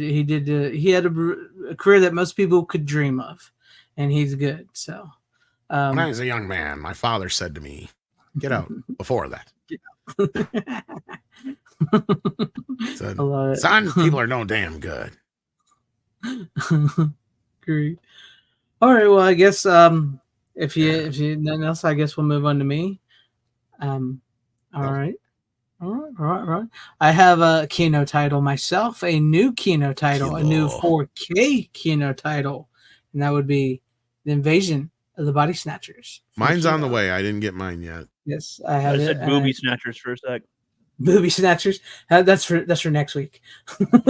But no, yeah, I have the new 4K and it looks pretty good. I've always really I'm enjoyed curious. this movie. I think there was some issues with the soundtrack on the last release, and I wonder if they fixed it. I didn't really notice any sound, but you're better at sound than I am. Damned Idealistic Fool Crusader brought it up, and I can't remember. It's like missing some sound effects or something like that. I don't know if they fixed it or not. Because it wasn't them who released it last time. It was Criterion did the Blu-ray last time. Yeah, was it Criterion? Yeah, if I remember correctly, Criterion did the Blu-ray. You might be right. Yeah, you think you're right. But do I have the Criterion? Yeah, maybe I do. Because that one also comes from a 4K master, so I'm curious how good it's going to look. It doesn't look bad. It doesn't look as good as the Night of the Living Dead. It doesn't look quite as good as that. Some of the scenes where it's dark is still like very like dark. You know what I mean? Yeah, the HDR doesn't really help that a lot, but a lot of the daylight scenes and stuff really works well. What does it say on the back? The original? Does it say they have the negative? Because this might be one that he was talking about, where that might be what it was. Maybe they don't have the negative. Brand new HDR Dolby Vision masters from 4K scans of best available 35. That's what elements. I think it was. Okay. Yeah. Okay, now I remember, because that might be what it was. I'm mixing something else up with. Yeah, they don't have the negative of this. Yeah, they don't have the. I mean, it looks good. It's probably the best this movie is ever going to look ever. The original, and I mean, this movie is influential on sci-fi films, and I mean, I'm sure everybody knows about pod people and taking over. So that's that, and it does contain 2 aspect ratios of the film. It contains the 2.00.1 and the 1.851. So you get both of them are on the 4K and the Blu-ray. But no, it looks good. I don't have the Criterion, so I can't compare it to the Criterion. I'll check it out when I get it next week, probably. Yeah, you have to let me know on the sound, because I didn't know about the sound thing. I don't think there is anything on the sound. I think I'm misremembering it with something else. I think what it is the aspect ratio, and the fact that they don't have the negative. But I think he was concerned, if I remember right, with that he was that whether or not we were going to get the original aspect ratio or whatever, because I guess it's in a. This has got 2 aspect ratios. Yeah, so I think that might be something that he was worried about. Yeah, I think the 185 is the original. I think if I remember, but I'm not sure. But yeah, I'd have to watch this video to see that. But no, like I said, it does look really good. I mean, the story of what's his name? Oh, I'm trying to figure out his name here. Kevin McCarthy, who plays this doctor. This movie starts off. I'm not insane. He's in they got him, and he tells the story about how in this small town he was called back from this doctor's conference, and people start canceling their appointments. People start thinking their uncle, their mother is not who they say they are, and it goes from there and slowly unravels. they find a body. The body is turning into his friend, and you come to find out, yes, they're pod people. There's these pods, and they're growing people. And so when you fall asleep, if the pod that they sent there will take you over. So as they try to stay awake, him and his girlfriend Becky. It's got a great classic ending. The Donald Sutherland remake is another example of a great remake of a great movie, and it was done before the 80s. It was done in the 70s. The remake of this was so before the Thing and all those. But this is I've always enjoyed the original. I'm a huge fan of the classics. I like the original Night of the Living Dead, but I also like the 90s remake. I like the original Invasion of the Body Snatchers. I like both remakes of the Body Snatchers, matter of fact, which I was thinking about going and rewatching those. I just didn't have time to watch the Donald Sutherland one and then the one from the 90s, which are great movies as well. But no, this is really great. Kevin McCarthy's great. Dana Winter's great. The Scan is, like I said, it's probably the best you'll ever get. It looks good. Some of the darker scenes, none of the HDR really doesn't help it, but for the most part, it looks good. The bright scenes in the daylight look great. The special effects still, kind of hold up in my opinion, even for the day. But yes, I can recommend this one. If you don't have the Criterion one, I'd get this one because your only other options are the Criterion one, which is great, or the Olive one, and Olive sucks. Olive transfers. Yeah, Olive does suck. You know what? Yeah. I wonder if I have the Olive one? Maybe that's what I have. Yeah. Maybe that. What's up, Brandon Brad? Glad to have you with us. I'm trying to remember. I think I have the Olive release actually. Yeah, because the Olive has one, and then Criterion has one, and now Kino has it, which is interesting because usually the Criterion must have lost rights, or however the rights must go, because Kino put out the Blu-ray and 4K. Because like when we knew with the what was that one with the guy that's in black and white with the love and hate on his hands? I can't think of it right now. Night of the Hunter. Yeah, Night of the Hunter. They only had the 4K rights for Night of the Hunter, where Criterion still had the Blu-ray rights. So they must have got the rights to Invasion of Body Snatchers all around. So it looks good. It looks good, and it sounds pretty good too. But so I can recommend it. I'd be anxious to hear your thoughts, Tom, when you see it, because like I said, you know a little more about the sound and stuff than I do. And like I said, I don't think it's the sound. I think it was the fact that the aspect ratio stuff. Yeah, I think that's what it was. Yeah. Yeah, I've watched the 185 version. It looked good. I've skimmed through the two whatever version. They both look good. They're both the same. No big real differences. But like I said, the damned Ideal Fool, Ideal Sick Crusader would know way more than me. Way more than me. But I do recommend it. It looks great. I enjoyed it. It's always a great watch. I actually have the colorized version on VHS that they put out years ago. Oh wow. That's cool. I have that. I still prefer the black and white one. I don't like the color. I don't like when they colorized all that. It just like you talked those about. Those old ones are horrible. Weird. Yeah, it looks weird. But no, yeah, I go ahead and check it out. It's well worth it. Well worth it. And I did the little, like I showed earlier. I reversed it because it does give you a reversible cover. So yeah, what's up, Hat Hole? We just started the show. Welcome here. Now you're at the very beginning. At the very beginning. I know, Brad. 120. We had almost 200. We had 200 earlier. So we bored so many people. We bored some people, but that's okay. It's okay. I love the crowd watching us right now. We're about to start the final round. Yeah. No, I have the olive version. That's you have the olive version. Yeah. Okay. Well, you can compare those. I mean, who knows what the olive one looks like. Yeah.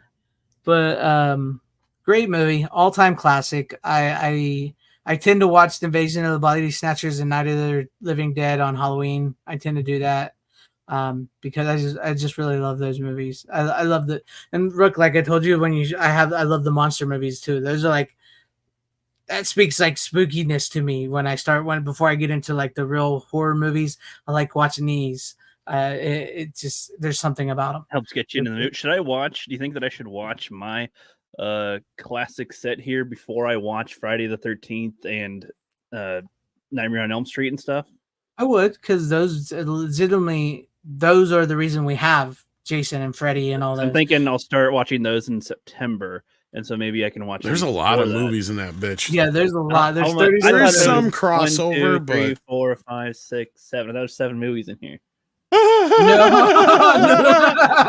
Oh, you're not serious, are you? I see Yeah. now. I see now. It says 30 films. 30 Films, I was gonna man. say. I did not know. Yeah, I was gonna say. Whoa! You're kidding, right? Like, no. There is some crossover. You have some doubles in there. Don't get me wrong, but yeah. that's because instead of just making it easier on themselves, or maybe they did it to make it easier on themselves, they just threw in the. Those are basically just a collection of all the different sets.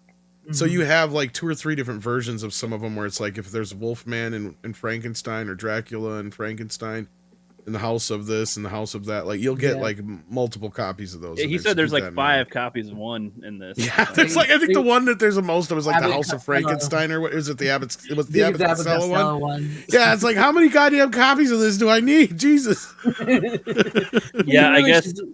What's the first of each one? It says 30 on here. I just for some reason I was like, there's like 7. No, pretty much here, every like single 7 one movies. of their ever is in there. Yeah, all of them that's 1, ever 2, been made. 3, 4, 5, 6, 8. I was like, oh, that's probably like 7 monsters. That makes sense. You can watch like the Yeah, 30. there's like 4 or 5 Frankenstein movies. There's about that many Dracula movies. There's at least 3 or 4 Mummy movies, I think, and then I don't think there's only 1 or 2, like 2 or 3 tops Invisible Man movies. Yeah, there's 3 creature films. There's go ahead. No, I was gonna say, and the Phantom of the Opera is only like 1. Oh, that's right. Yeah, there's Phantom in there too. Yeah. Yeah. I don't think I can watch all these in 1 month. That's a little much. Well, Well, if you watch one a day. Yeah, sure. But then bringing them on the show to talk. Well, you That's just have a to lot. save it That's for the a last lot of- day. Yeah, A well. lot of Just stuff. watch to the ones today. and bring it all together as one. Or thing. do it by chunk, each one, yeah. Well, at least one watch series the at a original time. first movie of each one, and then maybe watch the combinate where they blend in together, because it all is one connected story. Even the Abbott Costello movie connects to them. I mean, honestly, like, yeah, if anything, I would start off with doing, like, things like the Phantom, stuff you can hold off for later, probably. Yeah, And then, like, the Wolfman, they have, like, the other Wolfman movie in there that's not related to it, but it's still a Wolfman The Werewolf movie. of London. The or Werewolf of whatever. London, yeah.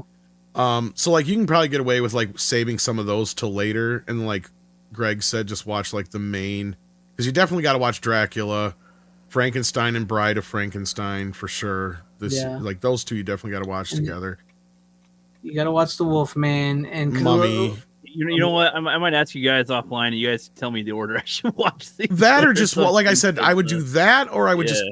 go each set by each set. Just go, like, Yeah. you know, boom, boom, boom, Okay. boom, boom, down the line. Whichever one you want to start with, and then just keep going from there. Because it does eventually come down to basically the Wolfman versus Dracula, with Frankenstein as the third wheel. Like, he's the one that they're all scared of, Frankenstein and Dracula. But it's like the Wolfman and Dracula have this, like, battle between each other by the end of it. Yeah, those Frankenstein 3 is in kind the of are closer together, like, as far as, like, they have, and I think even one of the invisible people, I think, show up in one of the house movies or Invisible whatever. But people. well, because there's, like, the Invisible one? Man, and I think the Invisible Woman, and There's the Yeah, they Invisible do Family. multiple. Yeah, because they do, like, Dracula, daughter of Dracula, son of Dracula. yeah, stuff like that. And I mean, actually, the best as far as, like, all of the series is probably the Frankenstein films. Like, those are pretty Really? solid all the way up through. Like, I start falling out of the other films fairly early on. Like, Well, it's funny. I've only seen the only things I've seen of these are clips either from YouTube videos or they're in movies playing on TV in whatever movies or shows. if I'm not, watching. like, what I would do is just save the other stuff for later, like the Creature, the Phantom of the Opera, and all that kind of stuff. But just watch, like, the main 4 this season. Like, watch Wolfman, Dracula, Frankenstein, and Invisible or Mummy. One of the 3 or 4, whichever one that cross over there. I can't remember which now. Yeah, and then just leave the rest for later. Is Okay. it the Mummy or the invisible person that comes into one of the? His Invisible Man shows up at the end of Abbott and Costello. It's the Invisible Is it Man really show. that important? No, not really. Not at the end of the Costello. I was gonna one. say you could probably hold off on the Invisible Man films until later. So just do the It really just Mummy comes down. and Frankenstein and Dracula. And, Yeah. Do they have a Nick Fury cameo at the end of one of the? No, just kidding. No. But like I said, it really No, just but it's comes funny to- you mention that because I remind people that they kind of were one of the original cinematic universes. I mean, there were That's other very things true. before, but that's what I always thought was so stupid about how they couldn't get the Dark Universe off the ground. It's like, it's not that hard. Like, you guys have already really done not.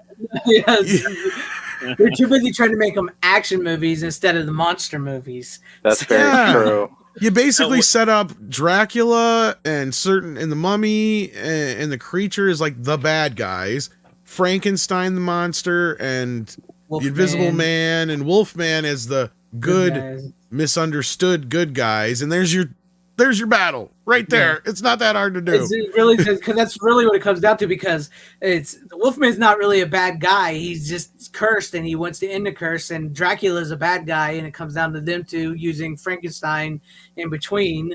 As who's going to get control of this monster. It's really that easy. Basically, Monster Squad.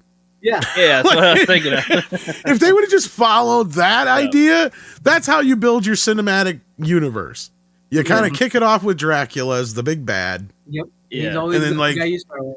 Yes. Yeah, The and then- closest I've probably seen to these is Monster Squad and Van Helsing. And then the fun thing about the Wolfman movie is that's where things kind of start getting more action superhero, because you got to kind of, you twist that a little bit. You run with the whole it's a curse thing, and the guy don't want to be a werewolf, but he has to learn how to control it. Right, he has to control the beast. There's your fucking tagline right there. I was gonna say you could probably convince modern audiences to watch it. If you I could have reference- done this. I could have done this. If I was like, how stupid are you guys? This would sound dumb, but like if you to convince the modern younger audience of today, tell them that you like the Hulk. Well, here's characters that you should watch. Well, and that are Van like, Helsing's blah, basically your that, Samuel Jackson character. Like, yeah. That's where they didn't understood this. It's like, duh. No, he's not agreed. exactly like Samuel Jackson, but what he is he's the character that kind of ducks through and in and out all of them and brings them all together at the end. He knows the monsters and all the lore and how to stop them and all that. Yeah. And he brings them together. It's sad to me. And like they're making a new Wolfman movie where it's Ryan Reynolds. Ryan Reynolds? Ryan Gosling. Ryan Gosling was supposed to be the Wolfman. Yeah, I was gonna say he dropped and he out. dropped out. So but that tells you if he dropped out of that, that's probably going to be a pretty shitty movie.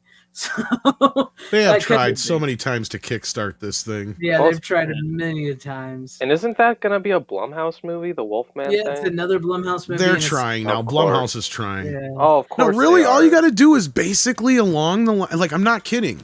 Just a little bit more serious version of kind of like the way they look in Monster Squad. That kind of modernized, but yet the same old Universal monsters. Like, you want to make them recognizable, right, as the original monsters, but you want to modernize them enough to where they look good. Like Right. that version of the creature, Dracula, Frankenstein, they all work. They look real. They look like basically like, oh, okay, that's what they probably really would look like if you had the old movie versions of them.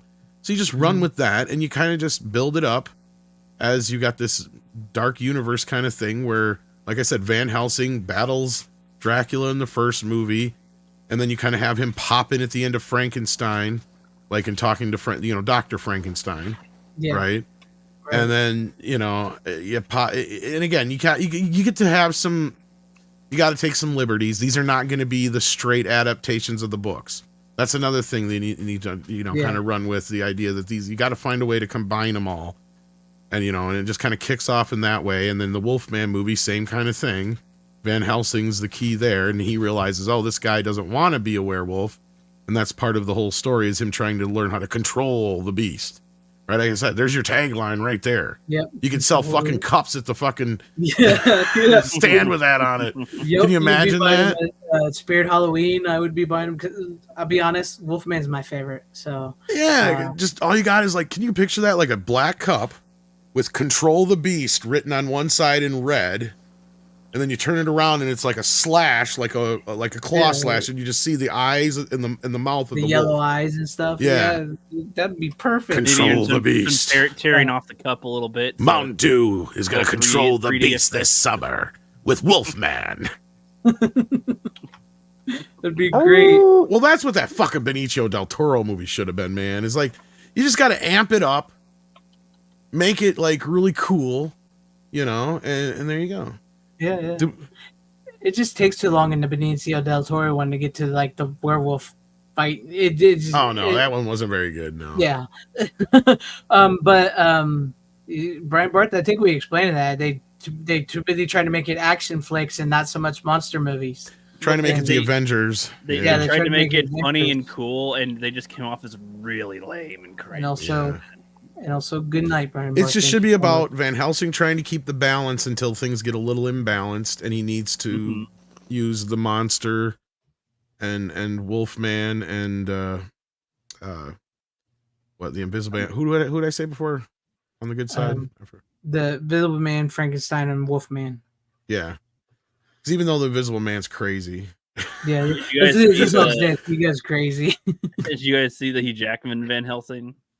Yeah, I've seen it. Yeah, that's kind of where. Look, that's a goofy movie, but that's funny. It's that's a kind of movie. what they should have done, but yes, that movie was a little ahead of its time. I've heard it was some a people little say too it was good. ambitious. It had a very interesting style to it. I can't say it's like amazing, but it is interesting, and there's a lot of film quality put in there. There's a lot of wonky. They're like a part of the way there, right? Like that's kind of a good starting point, but they need to rebuild it's almost like on they that. started with an Avengers film with that one immediately. It actually picks up where one of those movie ends. It actually starts where one of those the original movies end, with the Frankenstein thing. Well, they had the Dracula Untold, and then they did the Mummy with Tom Cruise. And I think each one of those were technically supposed to be. They're gonna do the Invisible Woman. They did do the Invisible Man one, but I think that was the Blumhouse one, and that was their first crack at this. I thought Angelina Jolie was gonna be in one of these movies or something. She was gonna be the Bride of Frankenstein. They're gonna push that next after, which actually wasn't the worst choice in the world. I just say she's a little too old. Yeah. Johnny Depp was supposed to be in one, wasn't he? He was gonna be the. Who was he going to play? I forgot now. Was he going to be the Invisible Man? I think he might have been the Invisible Man. I think so. I think he might have was going to be the Invisible Man. I could see that. I was going to say Black Lagoon just for the fuck of it, but... Oh, the Creature? No. I don't even know if that was going to be a part of this or not, because the Creature actually comes later. Even though it gets lumped in with the Universal movies, the Creature didn't come out until the 50s. It was already way past all the originals. Like the Abbott and Costello movies are basically like the end. Like that's the Freddy versus Jason era of those films, basically. Yeah. Cool. And they are the equivalent of, because what's funny is Abbott and Costello are the funny part, right? The monsters and stuff are actually taken seriously. Yes, and that's what plays. That's why it works so well. All right, but whose turn is it? Well, it's my turn. I think it's my turn. No, I didn't go yet. I just mentioned. He keeps doing this shit to us. I didn't know you guys on tangent. You showed the Universal. All right, well, show us Monsters basketball. God damn it, he didn't watch any of those movies though, Runner. He keeps breaking the fucking rules. Yeah, they're still sealed, Runner. They're still no. That was your pick. No, I showed them at the beginning, and then I just clarified a thing, and then they went down a hole. Rook, after Greg, it's me, and then it's you, and then it's Tom. Oh, it's you first? Okay. Yeah, go ahead then. All right. Well, then hold on to that thought. You so. Yeah. Well, it's just... Wait, how many picks do each of you have? I have one. Well, I have 5 left, but 2 of them I was going to do together. Okay, because one I technically have done before, so. Because I have 2 picks right now, but I can combine them as one, if that's cool with you, Greg. That's what you do. I only got 1 left.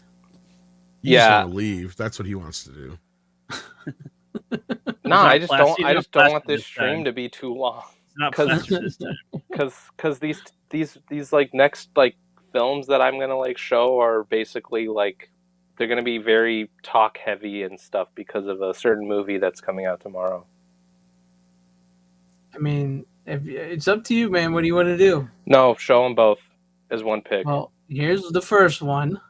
There we go. Is Logan. All right. Is Logan. All right. Let me get to the other picture. All right. So it's gonna be Deadpool or something. You're not wrong. You're correct. It's Deadpool 1 and 2. I'm going to see Deadpool 3 tomorrow. I am too. As am I. Yeah. I'm not sure. I haven't confirmed it yet. And then these are good timely movies to pick for this week. By the way, like for people that are like spoiling some shit about the new movie on Twitter, fuck you. I'm not gonna be on Twitter until I see the movie. I'm not happy about it either. Yeah, I'm like, and I'm normally somebody who doesn't really give a shit, but some of the people that are doing it, I'm not going to say names of people, but it's like you have a pretty prominent. They should know, and they should not be ridiculed doing that. for it. Yeah, I know. Yeah, like whoever you are, like it's whatever, but like, and yeah, like it is certain YouTubers and shit and whatnot. Not the point, but like that's kind of fucked up because there are people that are actually looking forward to the movie, like I am. What like, I don't agree with, look, I don't mind if somebody wanted to make a video about it or something like that, but what I don't agree with is if you have a large following, why are you posting it on your X? Yeah, like why are you retweeting that shit? It's like, don't you have an option to like make it as private images where you got to click and see it or something? I don't know about that, but no, they're not. Look, and I don't want to make a big deal. I don't want to make a big deal out of it. Anyways, Logan and Deadpool.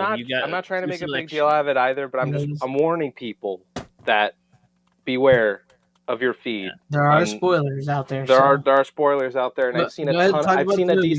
I've seen a decent amount of it, and it's like I'd rather be surprised, you know. Mm-hmm. But I rewatched Deadpool 1 and 2 and Logan. I watched it in the order of the release. Like I watched Deadpool 1, then Logan, and then Deadpool 2. Only because Deadpool 2 sort of like makes fun of Logan.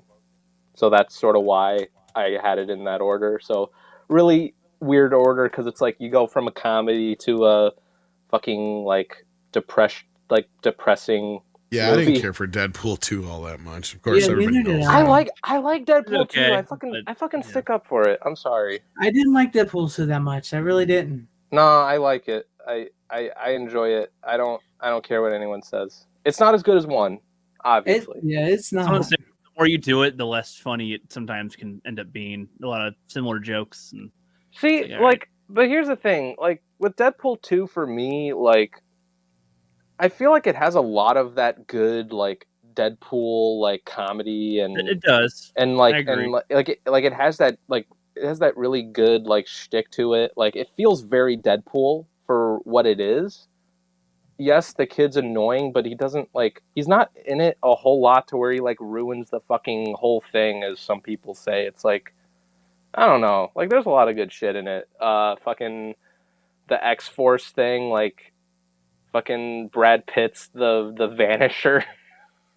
Like that was pretty funny. Like I didn't realize that was him until like somebody like there was a screenshot that somebody took of him like just getting killed and all that shit.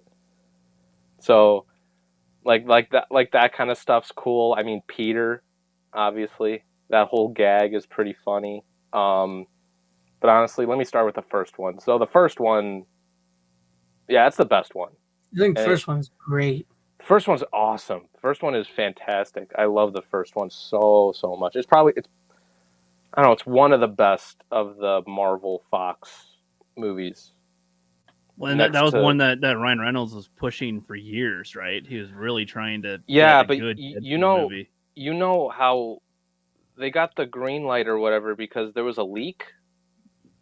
There was like footage of him off the bridge. There was like footage of him on the bridge as a leak, and like the fans responded in a certain way. So the studio kind of panicked, and they were like, "Oh shit, what are we gonna do?" And then like Ryan Reynolds sort of like took over because he's like one of the producers. He's produced all the Deadpool movies, but he was like very much like getting the ball rolling and was like, "Okay, like we got to make this movie." And yeah, they did such a good job with it. Like.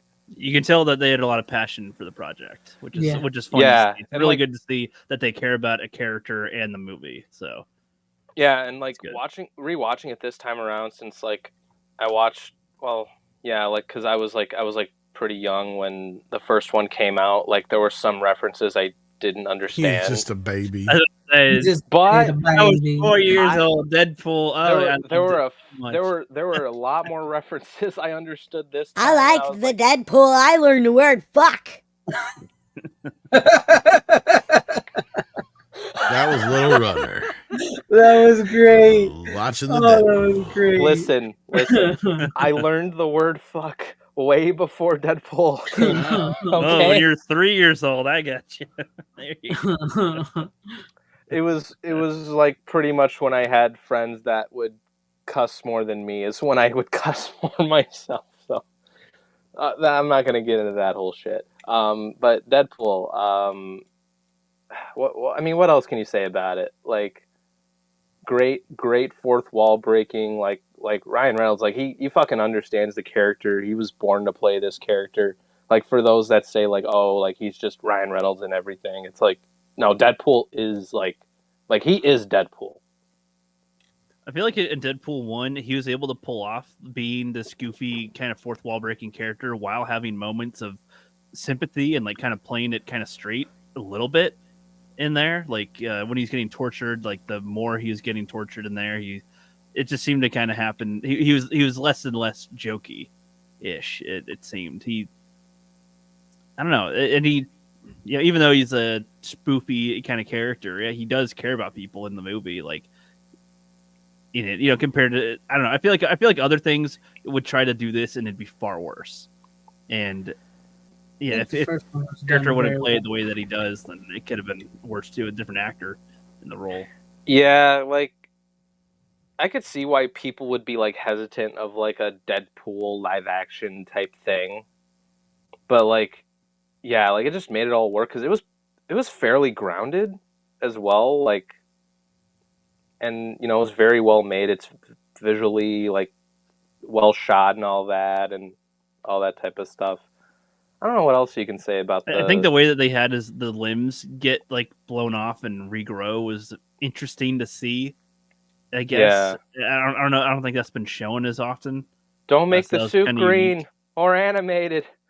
Did I say that this was a love story? No, it's a horror movie. It's when he fucking like turns into fucking Freddy Krueger and shit, and they make that joke. Was it T.J. Miller, who Michael Bay fucking hates, or I guess the whole industry kind of. I don't like him either, really. But yeah, everybody really hates that guy.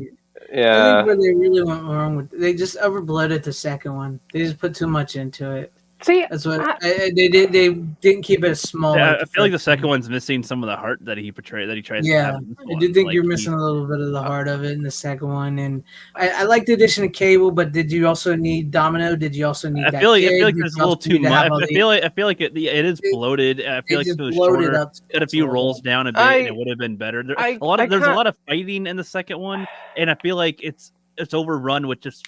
The fighting's kind of pointless. It's a bad movie, but by the way, like it the kid doesn't deserve the chances he gets. First of all, he's annoying as piss. 100%. Yeah, but he doesn't ruin the movie for me, even though he is annoying. The first one was a better movie. I just run it down to the length of the fight, and just the shit that happens to Vanessa and shit. That was like but she's alive. Yeah, but she's in the new movie. Yeah, I mean, I guess.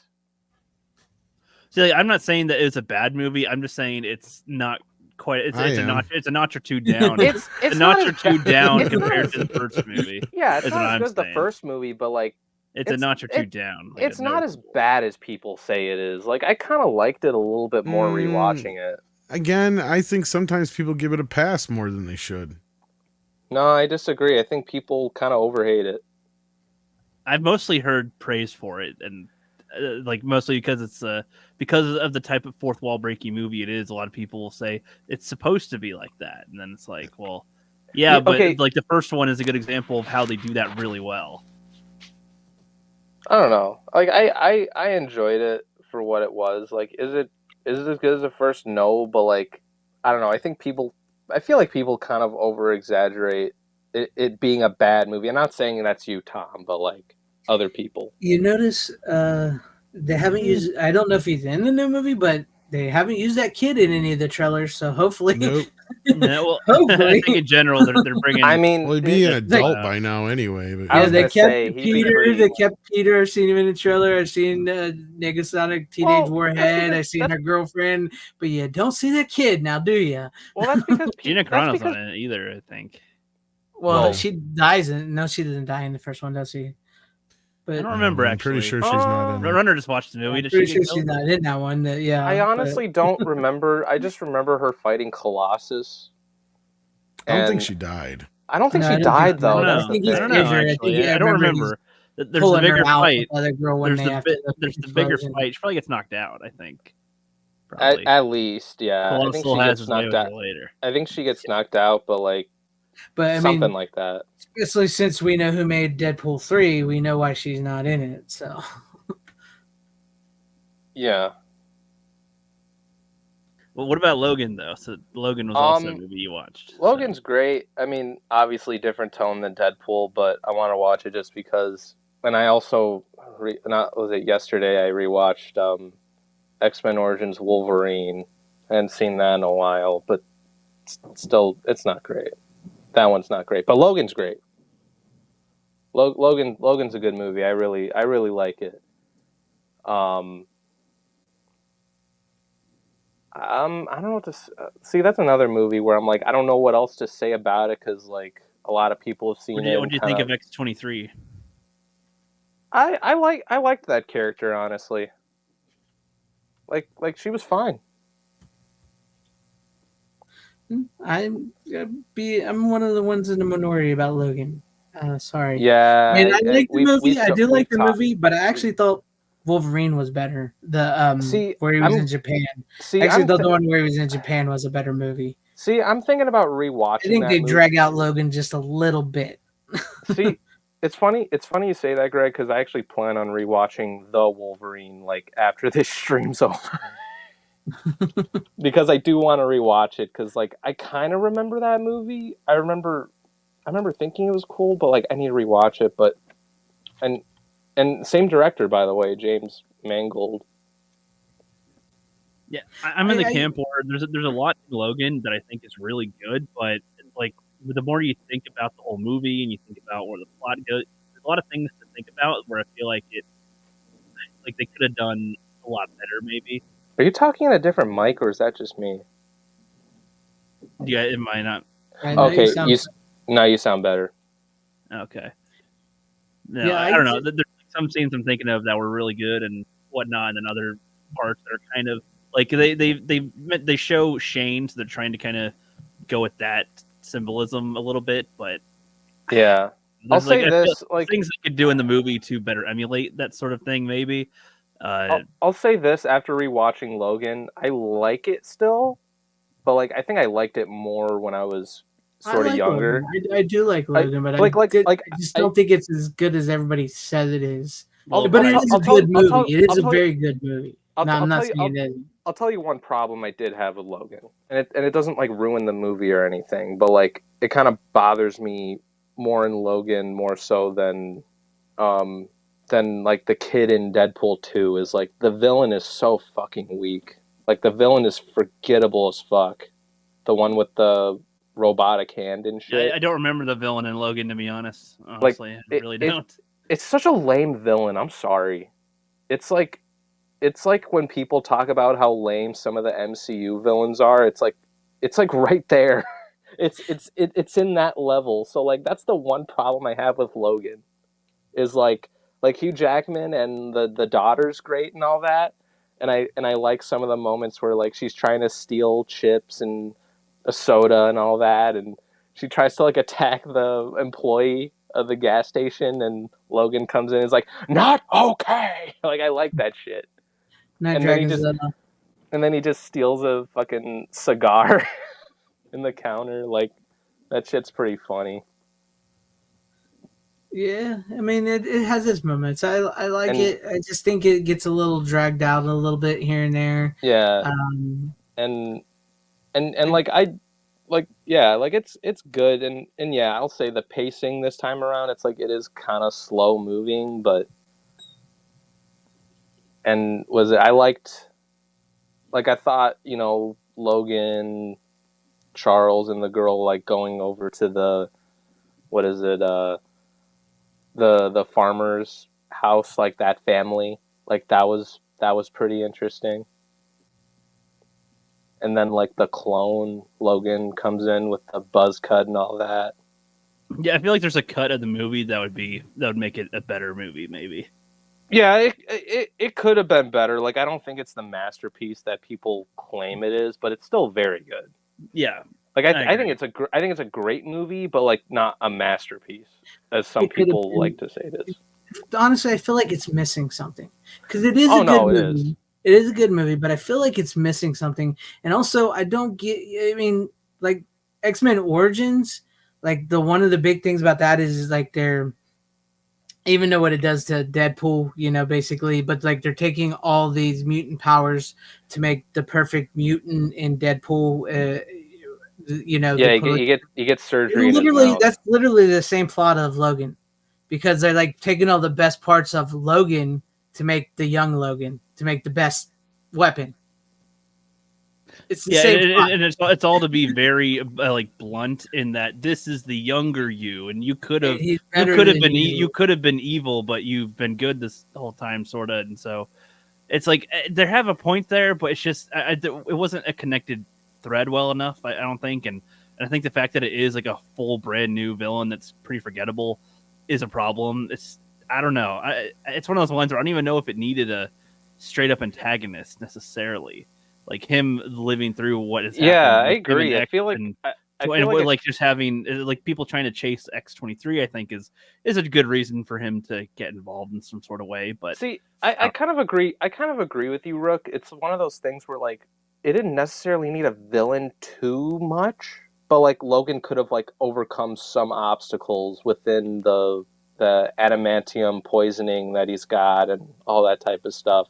And you can have like a little villain here and there, but it's like the villain is really just the metal trying to kill him. Imagine if they were trying to capture X-23 to put adamantium in her, and he's like, "Whoa!" Like I've dealt with the consequences of that. Well, she kind of does because she's got the metal claws. Yeah, she's already has that because she's planning him, but they already give him to her.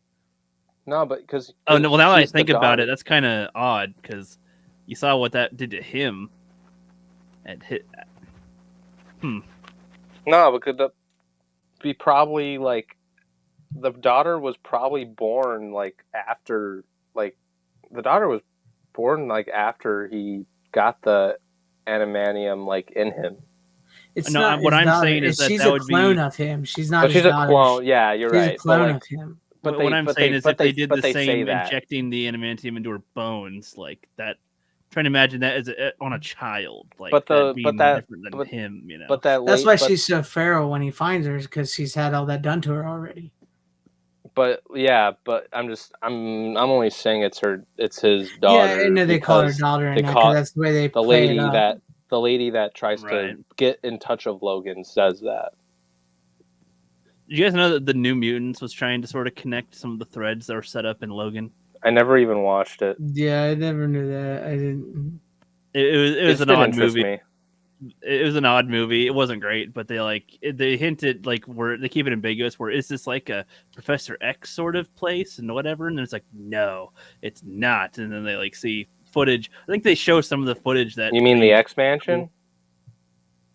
No, because that's not where they are. But they make you think there's a school and whatever. You said Professor X's place. I thought that's what you. I said they think it's like his place. They don't. They're not though. They're meant to make you think that it's an X-Men type of place they're in, but it's not. It's the evil people or something. And then they show like footage that they show in Logan where X-23 was or something. But they don't show her, but they show like some of the kids they experimented on. I think it's the same footage. Anyway. Yeah, I don't know. Yeah, Logan's good, but it does have issues. It's not like I do think it's a little overhyped in how good it is. I also think they really tried to overcompensate how much they curse and stuff. You're like, oh, it's R-rated now.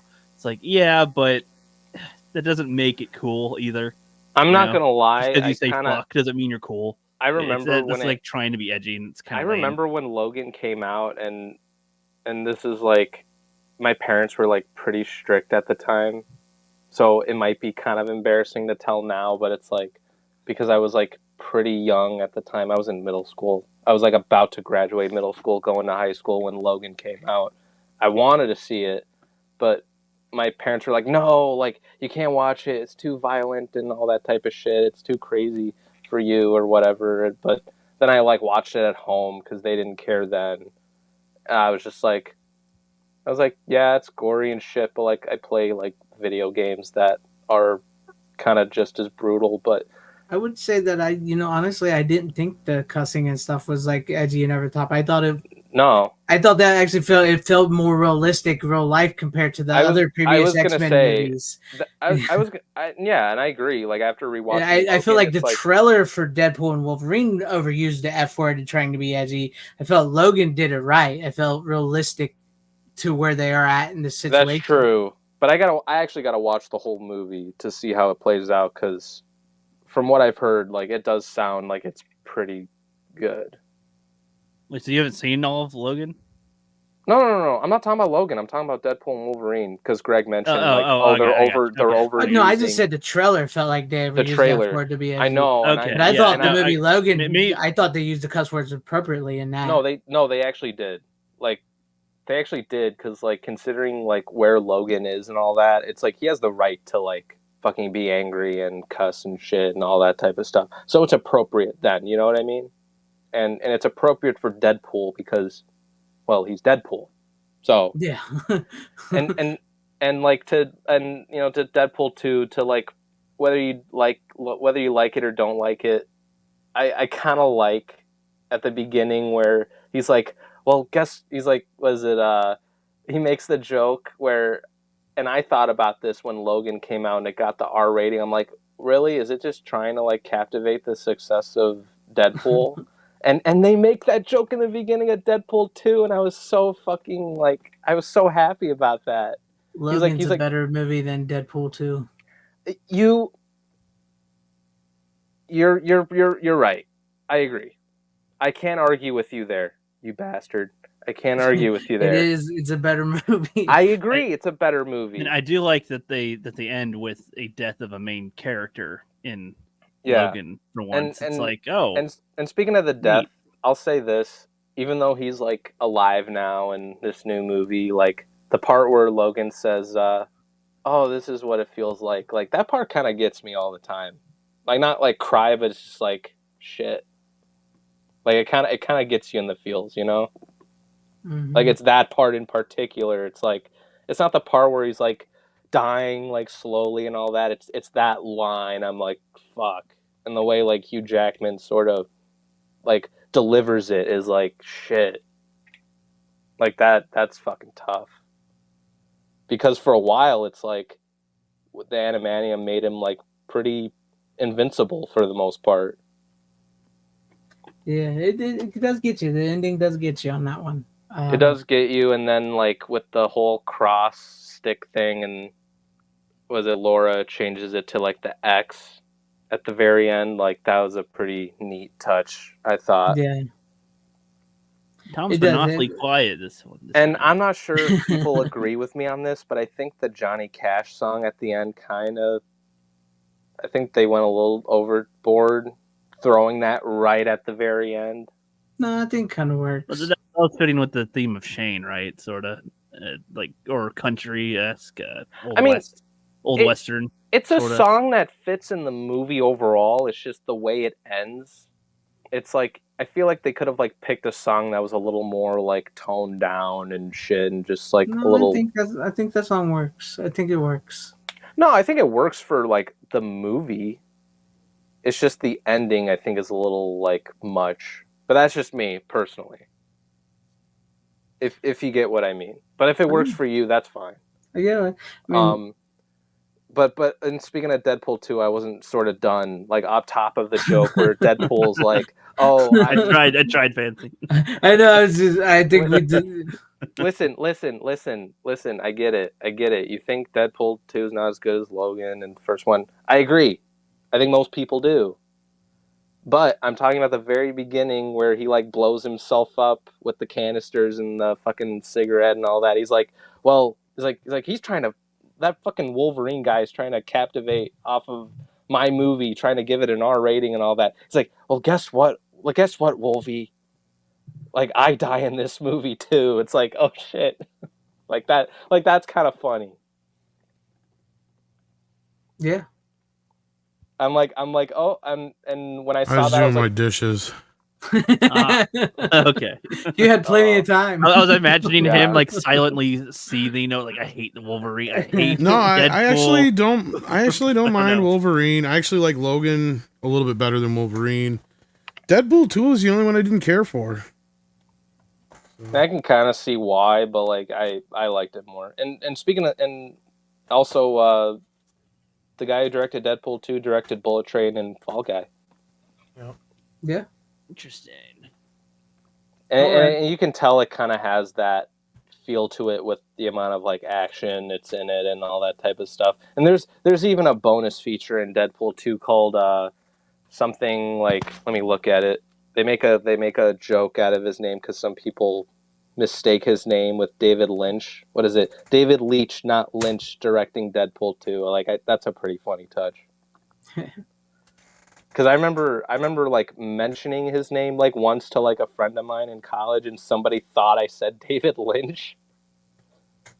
He's like, it's like David Lynch, and I'm like, no, David Leitch. Like, so people do kind of make that mistake, so that's pretty funny. All right. Well, Yeah, that's those are my thoughts. All right. Cool. Those are your thoughts. Yes. All right. All right. So I guess it's rookie. What do you got? Basketball. Baseball. I watched Dude. basketball. It's upside down. It's upside down. The you basketball. Dude. Whoops. Dude. Dude. Yes. Dude. Dude, bro. Dude. Well, what did you think? There's a lot of South Parkisms in it, of course, which is great. I love South Park. Okay, so you liked I love it. Team America and stuff. You had There's sex some with humor. Squeak's mom. There's a couple of things in here that I'm like, I think I would have liked it more if I saw it earlier. Like, because I've watched every South Park, but there's a lot of jokes I thought were funny, especially the. I didn't think I was gonna laugh with some of this, but like when the guy's choking and he's like doing CPR on him, and the little wiener pops out of his mouth every now and then, the hot dog. It's just like, what the? This is one of the funniest movies like, ever. He's just like, oh, what? We've got no fucking clue where this guy is. Like, all right. Then, no, I like this one. The guys just are kind of he has a dream, especially at the beginning. He's got a dream to be a sports guy. He's seeing Reggie Jackson hit some home runs, hit 3 home runs, and stands, catches it. And this is the thing that I like about Matt and Trey is that even if they're making like a really goofy movie or doing a lot of really goofy stuff, they're pretty smart at how they still frame it and how they execute it and everything.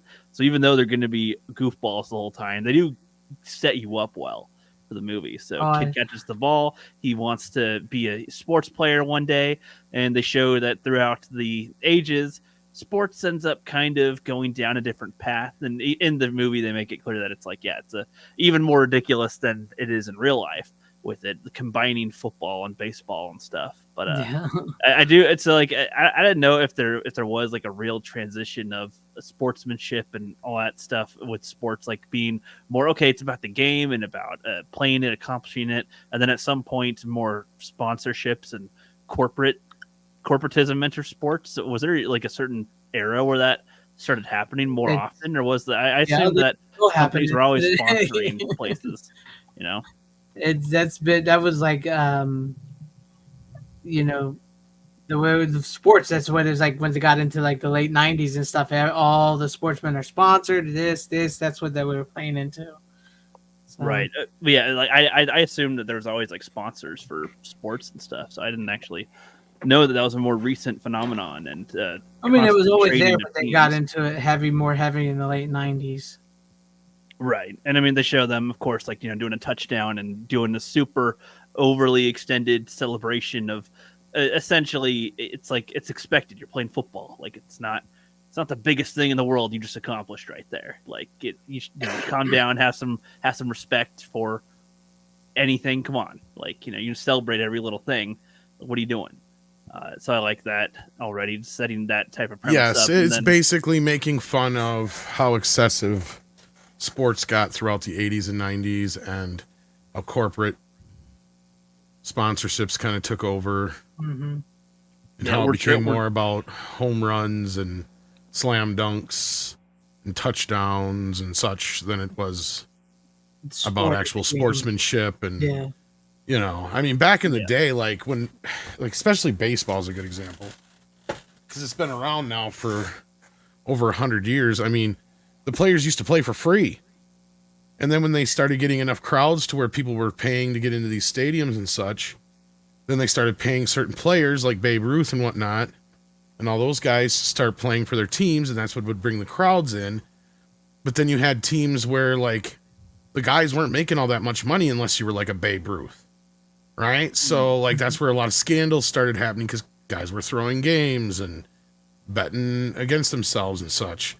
So like you had like the whole, you know, 8 men out controversy and stuff like that. Yeah. And, you know, even until recently, like it was a sport, like in college, they couldn't have deals, right? And all that kind of stuff. So like that's even changed more recently. But yeah, like when this movie came out was like the height of extreme, like it got sponsorships and all about show offs and post Michael Jordan. And they made it sound like like players didn't get traded off as much back in the day either. And that now they get moved over all the time, essentially. Pretty much, yeah. Because back in the day, like that's why, like with franchise, especially in football and basketball, and baseball, like it started happening a lot, yeah, because like with the Dallas Cowboys team, they had like these teams were called like franchises team because they would have like the same people almost year in year out, and they would win like 5-6 things. So like when Tom Brady actually won 6 Super Bowls, it was something that was unheard of because the teams are different almost every year now. Because it wasn't the same team. Wasn't the same. Yeah, it wasn't the same team. Back in the day, like the Steelers, the Cowboys, and all them, it would be like the same people, almost the same team every year for like 5 years. Now it's a different team almost every year. Damn. Yeah. So I like that aspect to this, especially again for it being a comedy that it is and whatnot. I like their approach. They put a lot of their feel of what they're thinking about into the plot, essentially. No, this movie's really making fun of a lot of that kind of shit more so than anything. Of course. I mean, I've heard of them, but he's like, I'm going to be a player when I grow up, and then it cuts to them just being drunk, just out of school and whatever, trying to go to a party to get laid with some chick and whatever. They're like totally not welcome. They're total failures. They're trying to make fun of Squeak's somebody mom. else. They're just trying to make fun of some other dudes. What are you playing Nintendo? He's like, no, I'm getting my 2nd degree and whatever. And what are you doing? They're like, play Nintendo. I love the Jimmy McCarthy jokes with Robert Vaughn. Like, you could suck a chrome off of that. She actually sucks the chrome off of the ball. Right, later. When you mean, like, he keeps wanting to get a blowjob from her. Right. You can buffer if you know what I mean. I know what you mean. Yeah, she actually does. I love that little nut. Like, I want to lay some carpet. Yeah, she lays carpet. Oh, these were a little difficult, but I got them in. All right, 2 more rooms to go. I love that. I love that. Thanks. Yes. That's good. So that's the good South Park jokes too. Sort of. I like that. And, the dick joke is great too. Indeed. When they're like thud, thud, and then like I thought too. I was like, okay, what's the cutaway? When they zoom out? What's it gonna be? Okay, that's what you're doing. Gotcha. But no, I like the premise. They're just like, okay, they get kind of like bored and kicked out as they go through they thought it was what's her face's drawers, but it was her mother's drawers and whatever. Penny's like, dang it, What is it, Cooper? Is that Trey? What's up? Or is the guy who plays Cooper? Yeah, that's Cooper. Trey, yeah, Trey that's or me. Matt? Yeah. Runner Cooper. Trey. Gotcha. Yeah. No, that's my real name. So yeah. Uh-huh. It's a little confused. I thought you were talking about me for a minute, but yeah, he plays Cooper. Yeah. I just every time I'm hearing him, I'm like, he's Randy. He's Randy. You know what's funny about that? A coworker of mine said that I looked like Trey Parker like a few months ago. Well, what's funny is that they didn't write this. No, they didn't. It really? Was, but I don't know if they did much improvisation, but it's from the guys who made Airplane, basically. Yeah, the and Naked Gun and shit. There's Naked Gun David on Zucker, here. Right? Yes, that's David Zucker. Yeah, David Zucker, because like it kind of has that style to it, but like you can tell it also has that that Trey and Matt touch to it. Yeah, they at the clearly same time. improvise a few. I was about to say things, I've seen a lot of these jokes in South Park. A lot of these sort of setups. Yeah. especially the dying child and that premise and whatever. Will you win for me, Coach? Okay. Turns out he died. Now his cancer sort of tied. They take him out for the strip club and all that shit. Yeah, this is good. I like the premise. They're just drunk. They're going outside. They're shooting hoops and just they're pretty good at just standing still and shooting. But any physical activity in it otherwise is like, no way. And they want to show off a little bit to the other dudes that are there, and they're like, shit, let's just make some shit up on our own and call them pussies so they don't know what we're talking about, and make up their own games because they can't beat this guys at basketball. So no, and they just sort of on the fly come up with basketball, and then a lot of people kind of found that it's kind of fun and interesting. And all right, all the other sports have gone to shit, so a new one around, and it's basketball, baseball mix sort of. You can try to psych the other guys out in front of them and whatnot. It's it's kind of a dumb premise, but it's an interesting premise too. Like we'd all probably watch that here and there too. Like if it was a real sport, it'd be one of those things that's like, okay, this is dumb. Okay, let's watch it though. Let's see what they do. Let's see what they're doing. What's he gonna do? If I remember right, wasn't this around the same time they were trying to do like that XFL shit and all that stuff too? I think so. It was right around there. Yeah, Like, I think so. What's that? The XFL? Oh boy. Do we have to explain that one to him? If you want to. Okay. Vince McMahon was trying to make an extreme version of football. Yep. And then we just come to find out he just basically hired all the guys who weren't good enough to play regular NFL football. And it was like a lame version of basically, what do you call that when they play football inside the arena football. Arena football. It was kind of basically like a lame version of arena football. Sure, there was a few rules that were a little different than football, but like we were expecting it to be basically wrestling meets football, and it wasn't. Yeah. Where they did have it like Starship Troopers, little indoor football game, Kind of a little different. ish. Like, ooh, a little different. Like it was really kind of stupid. There was like no kickoffs and a couple other rules, but like otherwise we were expecting from the way they were like advertising it that it was literally going to be like extreme football. Yeah. And Like if no you don't holds know- barred football kind of shit. Yeah. If you don't know, Vince McMahon was the owner of WWF Wrestling. If you were wondering, if you didn't know, right? Yeah, I would hope he knows who Vince McMahon is. I've heard of him. Okay, I've heard the name. I've referenced a lot. Steve, XFL. Yeah, I know, right? The only good part was the cheerleaders. Yeah, it was funny is the one thing that came out of the XFL is being used in the NFL today. It's the overhead camera. Yep. Yeah, that was the thing. Only Yep. thing. And I think there was like 2 or 3 guys that they end up getting picked up again from the into the NFL again out of that, but otherwise, yeah, it was really a lame. He spent so much money on promoting that shit. I Dude. know, and It's crazy. It was this big, huge fucking to do, and it was supposed to be the big. It was supposed to be the big like thing to compete with football, like the NFL anyway. I mean, yeah, it was football, but it was like, and that's what it kind of basic football remind me of is like we're gonna make our own fucking football.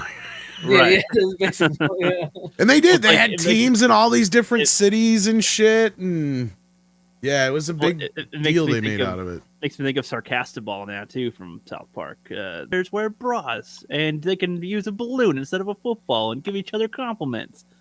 It's just like what? And then they drink, got to drink Butter's creamy goo to get their creamy, get their feelings up or whatever. But no, yeah, this is good. It's like, okay, it's a cleverish idea for a thing, I guess. It's like horse, but there's a little more factors to it, essentially. So, all right, that's basketball. But they just do it so nonchalantly. They're just fucking around this whole time, really. Hamburgers. And then everybody kind of in the neighborhood catches on. They like it. They pick on the little bitch and whatnot the whole time. Little jokes with him. Gets his ass kicked all the time. He's there, Kenny. They themselves literally invent this sport, but yet they don't own it or anything. It's like other people. No, I know. Yeah, they're just players in the game. He's just a player in a game. Because they sign it over to what's his face, Vaughn, Robert Vaughn, or Vaughn's whatever. character. Which isn't this like one of his last performances, or am I wrong? I think it might be. I think because he did. I'm trying to remember when he passed. I mean, I don't think it was that long ago, but I don't think he did a whole lot after this. I'm trying to remember. Somebody in the chat will correct me, I'm sure.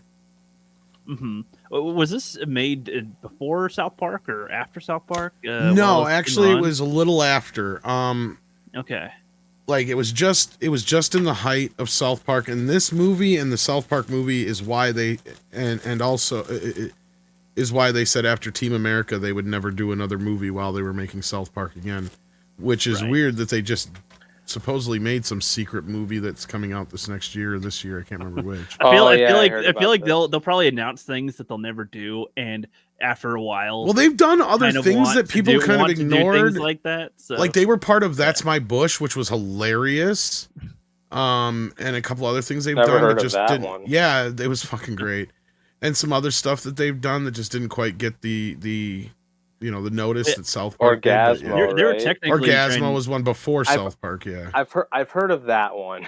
Yeah, but the problem with Basketball and the movie is they ended up making Basketball and South Park the movie during the second and third season of South Park, and they think that South Park season 2 is the worst season of them all because they had the least amount to do with it. Oh. Yeah. But speaking of Basketball, I need to rewatch it because it's like been a year and a half or whatever since I'd seen it. But it was one of those movies when I saw it, I wanted my dad to watch it so bad, but he only watched a little bit of it. But I had a hard time trying to get my dad to watch it because I don't know, my parents, especially my dad, are really fucking difficult to deal with whenever I recommend shit to them. Parents aren't always the best cinema goers necessarily. Well, depends. Well, no, depends, of course. Well, they have a certain taste. At least, like my dad does. Like I'll watch some movies with him. Like I watched oh my god, Butch Cassidy and the Sundance Kid with my dad recently. So like I'll watch shit like that with him because my dad's South Park is kind of one of those demarcation lines in a generation, though. Like my parents could never understand it. See, but my parents kind of liked South Park, though. That's the thing. Well, your parents are a little younger than mine too. So my your parents are probably closer to my age. Yeah. My mom's in her 60s, and when she saw a glimpse of South Park, she was like, "Oh, it looks so stupid." And then at one point, she like caught part of an episode that I was watching, and then she was like then she just kind of watching the show, and she was like laughing her ass off with it. She was surprised on how funny it was, and she ended up binging like the whole show at one point. So they're actually you never know. They're actually older than you, Tom. My parents are. I wonder by how much. Well, because my kid's older than you are. Okay, but like, what is it? So my dad's in his like early 60s. Oh, okay. So like, are you the youngest kid, or they just had you late, or what? I'm the youngest kid. Yeah, I'm the baby in mine too. So and I only have one. No wonder y'all are such snowflakes. I know. Who you calling snowflake, bro? Yeah, who you calling? The one with the worst takes on here and come back every week. That's some. That's true. You got a point. I'll give you that one. And my mom's in her late 50s. I was looking up this Robert Vaughn. Basketball was his 100th film. Wow. Jesus. But he did do movies afterward. He did Pootie Tang. He was in Pootie Tang, Hoodlum and Son, and his last movie was in 2016 called Gold Star. But he didn't do much after that, did he? No. No, he's a great actor, though. Yeah. Yeah, I enjoyed this. I recommend it if people have not watched it. I love Trey and Matt. It's one of those things where most of their comedy comes from South Park, but it's one of those things where like with Team America, with this, I'll watch Orgasmo at some point. Like they can do more than just South Park, and I feel like even though they say they're sticking to South Park or they're quit South Park, whatever, I feel like they'll do whatever they feel like doing in the moment, really. And if they feel like they could make something, they'll probably do it. Right, like that seems to be how they are. Like they'll maybe make a promise, but then if they're in a mood, they'll do whatever. Because even with South Park, they made quite a few arcs that felt like they're supposed to be theatrical releases, like Imagination Land. It's kind of that was meant to be a movie. It's meant to be a movie, but they just released it. But it's like they said they weren't going to do a movie, right? And they were sort of going to, and then didn't. But that could have been. Well, and part of it is that they just won't do anything that they can't give themselves 100% to, right? Like the thing is now when they do South Park, they literally make a third of the season that they used to back in the day. Right. You got to remember, which I kind of prefer them taking their time and sort season of like 2 through what 12, 13 of South Park is literally like the 18 20-some episode, 18 episode run. To where now, like, we're lucky if we get a season that's 10 well, now they episodes. just do sort of specials more than anything. More specials, and like they split the season up. Yeah. Which in a way I kind of prefer compared to a like week to week basis for them. It allows. I feel like it allows for better creativity for them, and they can put their energy to what they want to. Especially well, they also as got you it get down to where it so. only takes them a week now to make an episode. So that was the other shift in the show, because like the first couple seasons were more South Park kind of just took place in its own little universe. Yeah. And sometimes things would kind of creep in, but not very often. And then all of a sudden, when they could actually make a show in like a week or two, is when they started doing more like up to more up to the minute type stuff, or however you want to put it. Like, it became weird because they were able to comment on shit that had just happened. Right.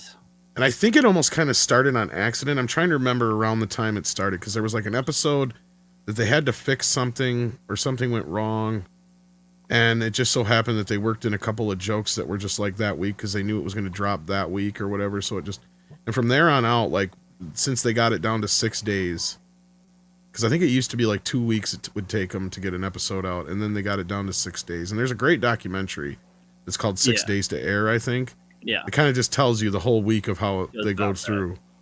And it's just kind of cool because a lot of you see how much the show is on the fly. Like, they go in with an initial idea, and then so much has changed up through. They changed a whole bunch by the end of the week. By the end of the week. And like, it's just kind of cool to see the process. Some of their jokes they just don't have right away sometimes. And then they do that. Which is why I feel like a lot of their episodes are, I feel like, them venting something or expressing something, just their annoyance in making the show a little bit. Like topical humor. The one where they're trying to be little newscasters, and Craig has the close-up angle, the wide close-up animals, the wide angle lens and whatever, and they're all supposed to come up with ideas for a show, and then they finally make one, and then they're like, "Oh, right, you need to have another one just like that, better next week." Never mind. They like quit, but I don't know. I enjoy their creativity. Basketball is cool. South Park's awesome. I had a feeling you'd like that one. Yeah. Yes, that's an easy like for Rook. It's pretty funny. Yeah. It is pretty funny. I got my dad to watch like the first act of the movie, and the only time he ever laughed was when who's the little guy in the movie again? The one that they make little fun bitch of. Or Squeak. Little bitch. My dad laughed at them calling him a little bitch. That's the only time my dad ever laughed. Squeak fucked your mom. You make the shot, and we won't call you a little bitch or Squeak anymore. And then he misses. All right, little bitch, go get the ball. Yeah. See, that's the only part my dad laughed at, and he didn't want to like watch the rest of it. Actually, what convinced my dad to watch the movie was I told him that Ernest Borgnine was in it, and he's like, "Wait, what? He's in it?" I was like, "Yeah," because my dad's seen a bunch of shit. Like a bunch of older movies with him in it. So is Robert Vaughn, one of the Magnificent Seven, for fuck's sake. Yeah, that too. Yeah, and they're one of the Men from U.N.C.L.E. Wasn't it? Yeah, he was in that one. Yeah, I think so. The Man from U.N.C.L.E.? The show or the TV series, the original TV series. Okay, not the Henry Cavill one. that is a decent movie, by the way. Cheers, you, Random Brad. All right, so I have one left. Tom, how many did you say you have left? I have 3, and technically, 5, but 2 I'm going to combine. All right, well then we'll go to you, me, then back to you, and then we'll end out the show. All right, we can do that. Since I don't have a good one to go off of basketball from, I guess. I watched another newer movie that I was actually kind of surprised I enjoyed quite a bit. Called The Ministry of Ungentlemanly Warfare. Clearly one of the worst titles of a movie ever. It's a mouthful for sure. But the movie itself is really good. Really enjoyable. I like Henry it. Cavill, And what's funny is that this is based on actual events that kind of led to the creation of James Bond. But what's also funny is while I'm watching this movie, and I'm like, okay, so this stuff was stuff that was not even unsealed until 2016. Okay, so that they didn't know anything about, or that this was like a true story until that time. And it's important because right after that, I watched this because it reminded me so much of this. It was weird as how much Tarantino kind of predicted that would happen because there's so many similarities. It feels like Guy Ritchie's version of Inglourious Basterds. It does. And not only that, like the stuff that happens with the chick in it is almost like eerily similar. And it's like, how could Tarantino have known? Yeah. Right? Like there's differences, don't get me wrong. Yeah. But it's just how spot on certain things were that's like, he had to have known something, or maybe there was stuff out there that was like stories or legends about World War II or whatever in that era or whatever that he kind of just picked and chose from. Because it is so weird. You're right. Like they feel like kindred spirits. These two movies do. Even though this is true story, it's supposed to be, I don't know how much is made out. I'm sure there's a few things that are embellished, but considering that this is almost a completely made up shit, like, yeah. And other characters that are clearly real people in this movie that inspired characters in here and such. It's just kind of interesting, and it was a fun little double feature. Nice. I haven't seen the Ungentling Warfare, but I have seen Inglourious Basterds, but I have not seen another one. So I feel like you'd like it, Greg. I actually bought the 4K, just the normal slipcover, but it looked good from the trailer. I suppose I should show what the slipcover does. Yeah, it's just the grenade pin. Cool. No, that's actually pretty cool. And then the back is just like is that a Lionsgate steelbook or? It is. Yeah. It's Lionsgate. Nice. It's a Lionsgate release, and it's a Jerry Bruckheimer produced film. Yeah, and you can tell. That's the thing, you can tell. It's like it feels more like a fucking Jerry Bruckheimer movie than a Guy Ritchie movie, because most Guy Ritchie movies don't look like it is kind of Guy Ritchie, but it's the type of Guy Ritchie where he's very Tarantino. The humor is, but plus like the third act with like the explosions and shit. It's like it's almost like this movie was like this was meant to be made for like a while, and it felt like a movie that Michael Bay was attached to, but they got. Well, like I said, the stuff was just unsealed as far as records back in 2016, according to the movie. So they've only had a few years to kind of put this all together and finally, make the movie. But I mean, the basic plot for those who are curious is it's, not quite World War II yet because the U.S. hasn't got involved at this point. It was just before that. And you can actually kind of figure out the dates of what's going on by looking things up by certain things. Because there's the bombing of, England and stuff like in there and in London and all that stuff in there. Basically, Churchill puts together this team, this ragtag team of misfit military men, and Cary Elwes is kind of like their Charlie of Charlie's Angels. Pretty much, yeah. Yeah, and but basically they're like this clandestine group to where if they get caught, of course they can't. Accept them as like they're basically they're spies, right? Like, you're on your own. We can't claim that we know you're doing what you're doing, kind of thing. Yeah. And Churchill's doing it so undercover that there's these other people in Parliament and stuff like that, I believe, if I'm saying it correctly, that are like trying to question what's going on, and they're kind of figuring it out as they go along. And because he could get in a lot of trouble, it could, screw up a lot of stuff because they're doing things in areas that they can't do them in.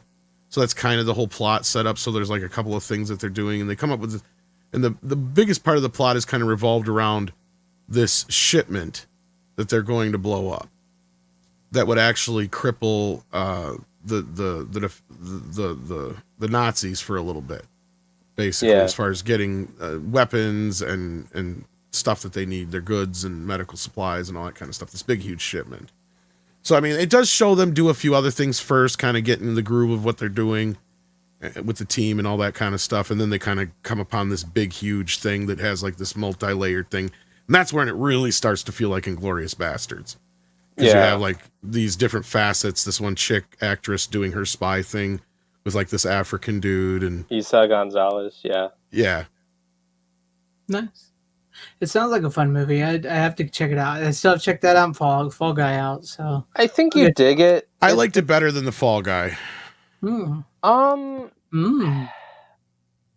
Guy's still pretty low on my list because I liked Beekeeper and this better than Fall Guy so far this year. See, I disagree. I think this movie's. I did like The Beekeeper, and I like Ungentlemanly Warfare. That's what I call it. I don't call it by its full name because it's fucking stupid. That would have been a better name, even though I still think they could have come up with something better. Yeah, like it's like titles like that are like, don't name a title with a fucking mouthful. Like imagine like going to the even box Churchill's Devils would have been a better name. Oh my god! Oh, like a play on Charlie's Angels. See, that movie would have made money if it was called that. Oh. And that kind of goes along with what they are, because they do the shit that's ungentlemanly, right? Like that's But like I'd say this, like for the movie itself, it's like it's probably one of the more accessible Guy Ritchie movies if you're not a huge fan of his style. His style really isn't in it all that much, other than his comedy. If you like Inglourious Basterds, you're gonna like this movie. Yes, for sure. It's the same kind of feel, same kind of style, same kind of. But like the only difference is it's London-based or UK-based kind of characters instead of US. But it's not like Snatch, it's not The Gentleman, it's not Sherlock Holmes or Rock and Rolla. Like it's none of those movies. Like those movies are more Guy Ritchie based. It's not Lock, Stock or any of those movies. Like that's very much of the style that Guy Ritchie uses. Is not that at all. It feels more. It feels like Guy Ritchie trying to be like Tony Scott or Michael Bay almost. And if you don't do something like that, I would have tried to come up with a play on a Bond title. Like because Script Doctor and I were like, because Ian Fleming's a character in the movie, literally, and because he's part of the team. But he's not on the ground, but he's like in the planning parts and stuff like that. But they could have called it like instead of on Her Majesty's Secret Service or something like that, it could have been on His Majesty's Secret Service. Even though that's still a long title, it kind of gives you the idea of what's going on here. And if they would have sold this movie as, we know you're never going to get to see Henry Cavill as James Bond, but now you can see him as the man who inspired James Bond. Right. Yeah, which is pretty cool. Which it is. He's the guy who inspires James Bond, even though he's not, like, it's a world of difference, right? Like, James Bond is clearly the sexy version of the shit, because these guys are, like, like I said, a ragtag team. But, I mean, the actual spy aspect is more done by the woman than the guys. The guys are in there doing, like, the demolition crew shit. No, sorry. And I was just going to say, and the only gimmick they kind of give Henry Cavill is he likes jackets, so he's always stealing everybody's jacket. He tries to take everything. He tries to take. Well, he's especially into jackets, though. Like he's always. He literally steals like 5 cigars. Yeah, he does that kind of shit too. But like he's obsessed with jackets, though. Like he's constantly stealing jackets and asking about where they got their jacket. I can't lie, they're fucking cool jackets. I'd take them. He even takes the Nazi guy's jacket. Yeah, I know. But the thing, and right to that, I was gonna say, like speaking of Henry Cavill's character, like I'd like to see him in more comedies, because he's not bad at comedy. He's actually this movie's got a great sense of humor considering it, and that's what makes it feel like Inglourious Basterds. Yeah, is its sense of humor. Yeah, I was gonna say, because the thing is and the way it's shot, of course, the music. That's the other thing. The weird thing about the music is I don't know who did the music here, but it sounds like some generic Ennio Morricone music.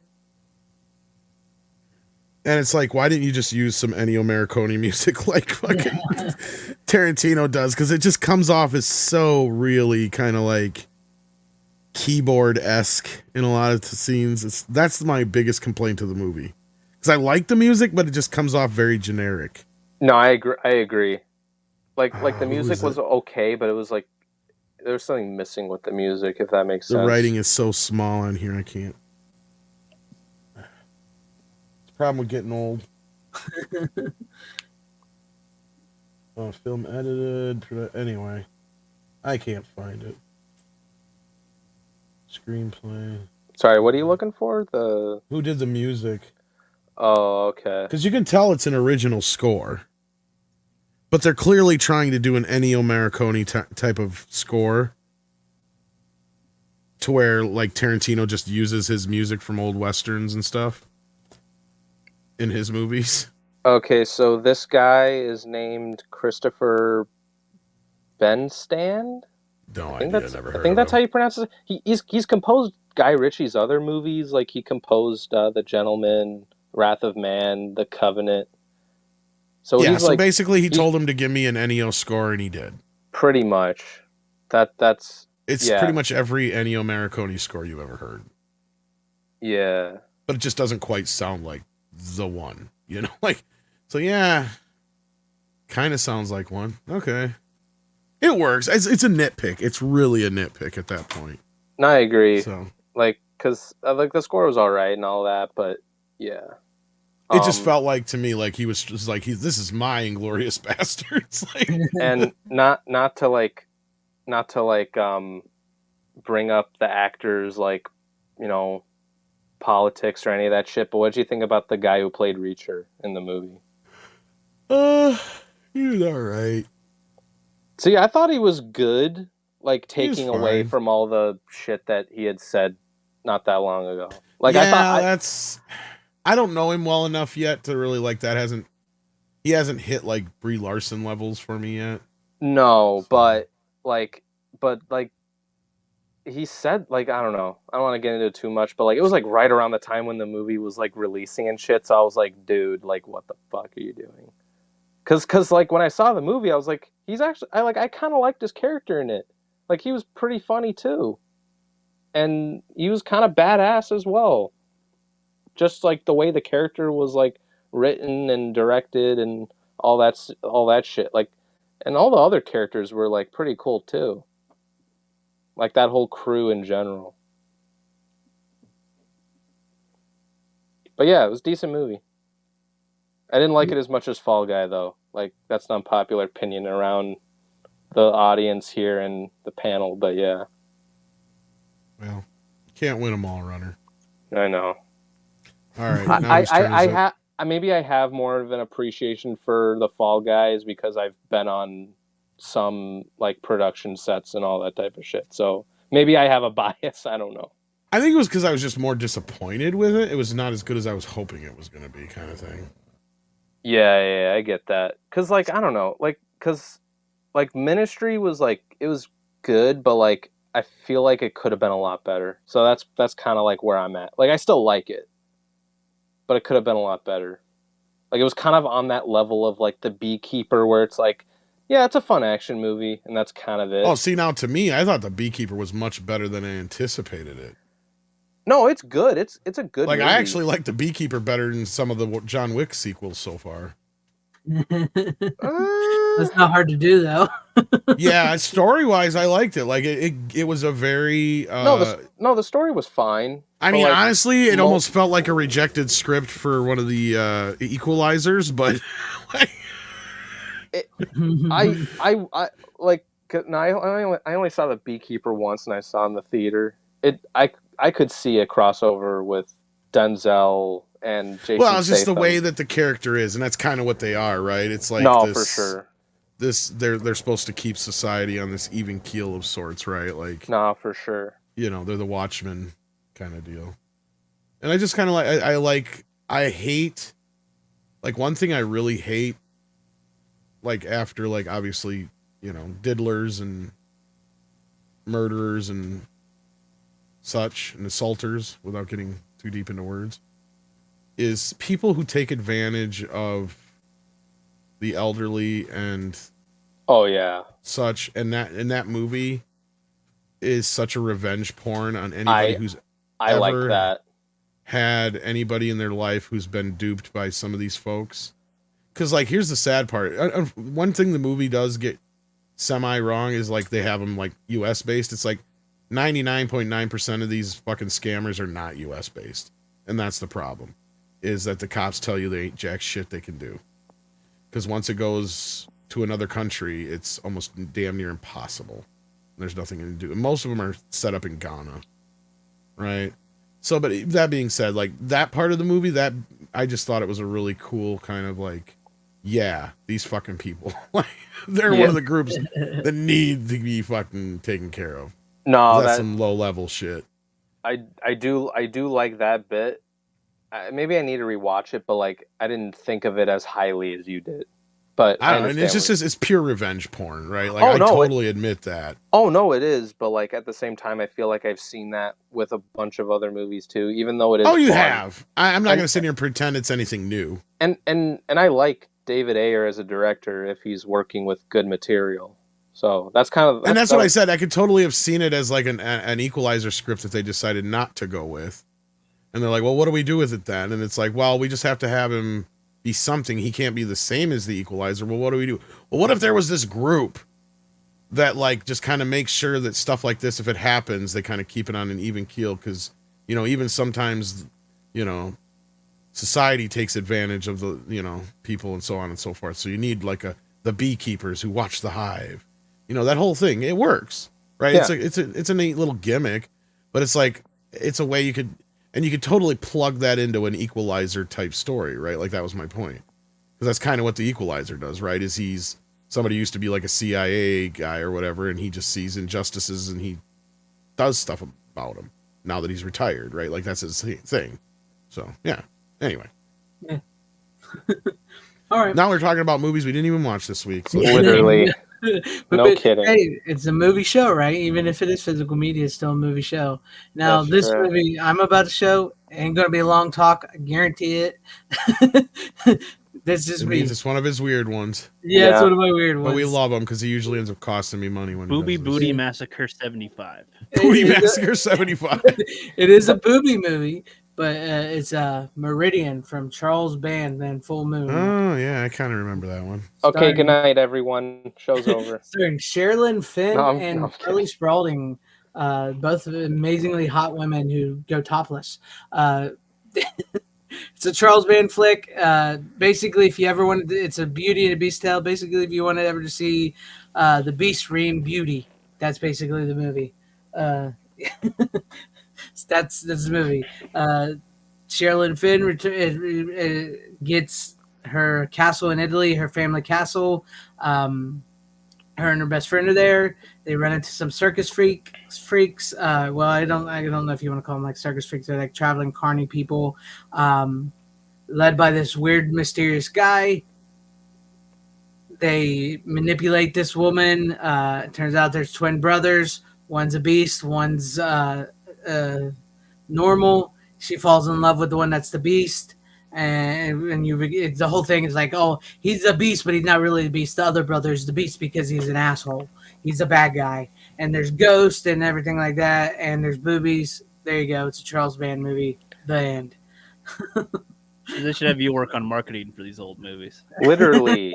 like Greg, like whenever he promotes a movie like that, he has to say boobies like 10 times. People just cut all the Like, fat. It's good. Hey, me promoting boobies got me a job working with one of my favorite people of all times that I grew up watching. Okay. And I'm jelly. That's cool and all. I think R&B's like low-key jelly too, just so you know. That's good because Did you see him like retweet the announcement thing or whatever it was? Yeah, I will. I'm working with her. I've been in meetings with her and everything about certain things. So you should just have a stream where you have like a competition with somebody who can say boobies the most. Anyways, but there you go. It's actually a pretty decent movie. It's a very almost European style movie because Charles Band is actually from he's spent a lot of time in Italy and stuff in Rome. So if you know his story, but it's a fun movie. I think actually his family might own castles over there if I remember. Well, at one point they did. But no, that's it. Basically that's the story. Is like it's a murder, sort of like a murder mystery and a beast and all stuff. It's fun. So and yeah, Sherilyn Fenn from Twin Peaks was great. So if you like Sherilyn Fenn, you're gonna like her in this movie big time. So anyways, there you have it. That's really all I got. Yay, it's over. I'm sorry it's not Deadpool 2 or Fall Guy, but hey, not all of us can see movies like that for the first time. No, I just wish you'd pick something that's more interesting.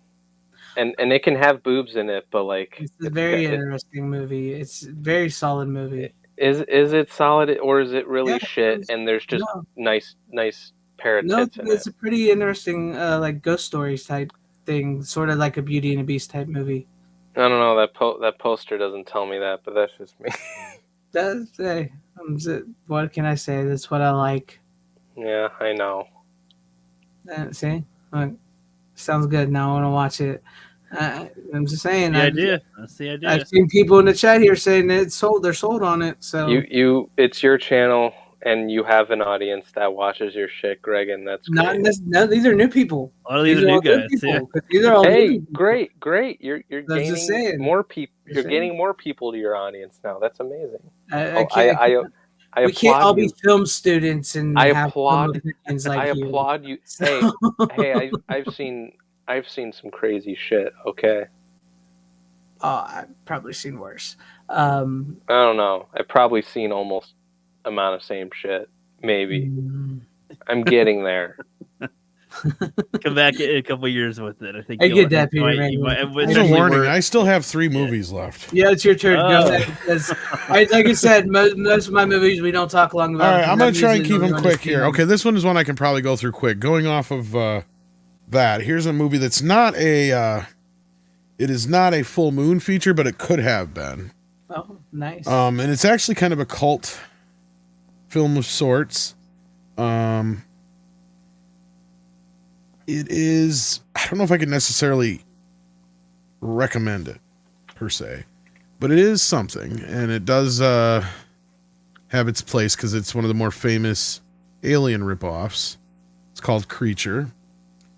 I have not seen this one. See, that's a cool poster. And it's basically Alien meets Body Snatchers, kind of. Who released that? It's Vinegar Syndrome. Okay. From a 4K master. It looked like a Vinegar Syndrome or and a here's, Severin. I believe this is the more common video poster it had back in the day. Oh yeah, I've seen that. I've seen that. Not the movie. I've seen the poster. And it's got the dad from Ferris Bueller in it. And what's his face? Klaus Kinski. And there's a director's cut, but that comes from an interpositive, a 2K scan. And it looks like dog shit. And it is like 5 or so minutes longer. But from what I read, it's not all that much different. Outside of just a few like extended gore scenes. And there's like one extra scene, I think, in it. But no, the 4K scan actually looks pretty good. Sounds pretty good in stereo. The creature itself clearly looks like an Alien ripoff. And you don't even see it until almost like an hour into the movie. I really can't tell you much about the plot that you don't already know. It's literally like basically aliens. Right. But the only difference is that the alien can like possess people by using this like creature thing. And then like the people can go and trick people and they can tell it's a little bit more like, okay, so it's kind of like Alien meets The Thing more so than it is Alien. Me on the movie. It's not as good as you know, because it's like it drags in some scenes and the acting is mostly atrocious, but it's not bad enough to be like so bad it's good, but it's not good enough for me to like wholly recommend it, but it is probably one of the better Alien ripoffs. I mean, the production design is okay. The sets actually are pretty good. The alien effect is not the greatest. I mean, you can tell it's a dude in a rubber suit. And they hardly show it. Monsters. So most of the time your bad guys are like just people with like weird makeup and or acting like themselves until they twist, and then they're just whatever. And there's some cool effects in it, but like majority of the good shit's in like the last 20 or so minutes of the movie. I had a hard time kind of like keeping my attention. They said the big budget for the end. Yeah, a lot of the big stuff's at the end. Yeah, I've seen those type of movies before. Still like to see it. I'd still probably watch this. So I've never seen it before though, but I do remember that the other poster art you showed of it from the VHS era type. So I remember that. I was hoping to like it more than I did. I was hoping to be a bit more campy, but some of the acting is just so stilted in it. And the guy who's the dad from Ferris Bueller, it's like I don't even know what movie he's in. I mean, he's probably the best actor, but it's like nobody really has much emotion but some of the women. And some of them are over emotional. And it's just kind of drags in some spots because there's just a lot of and even what sucks is because even Alien was interesting even just in the banter scenes. Here it's not so much because everybody just kind of feels like they're really doldrum. Like there's a lot of that kind of acting in it. Does that make sense? Yeah. Almost like they tried to do this. Well, do it like this is routine.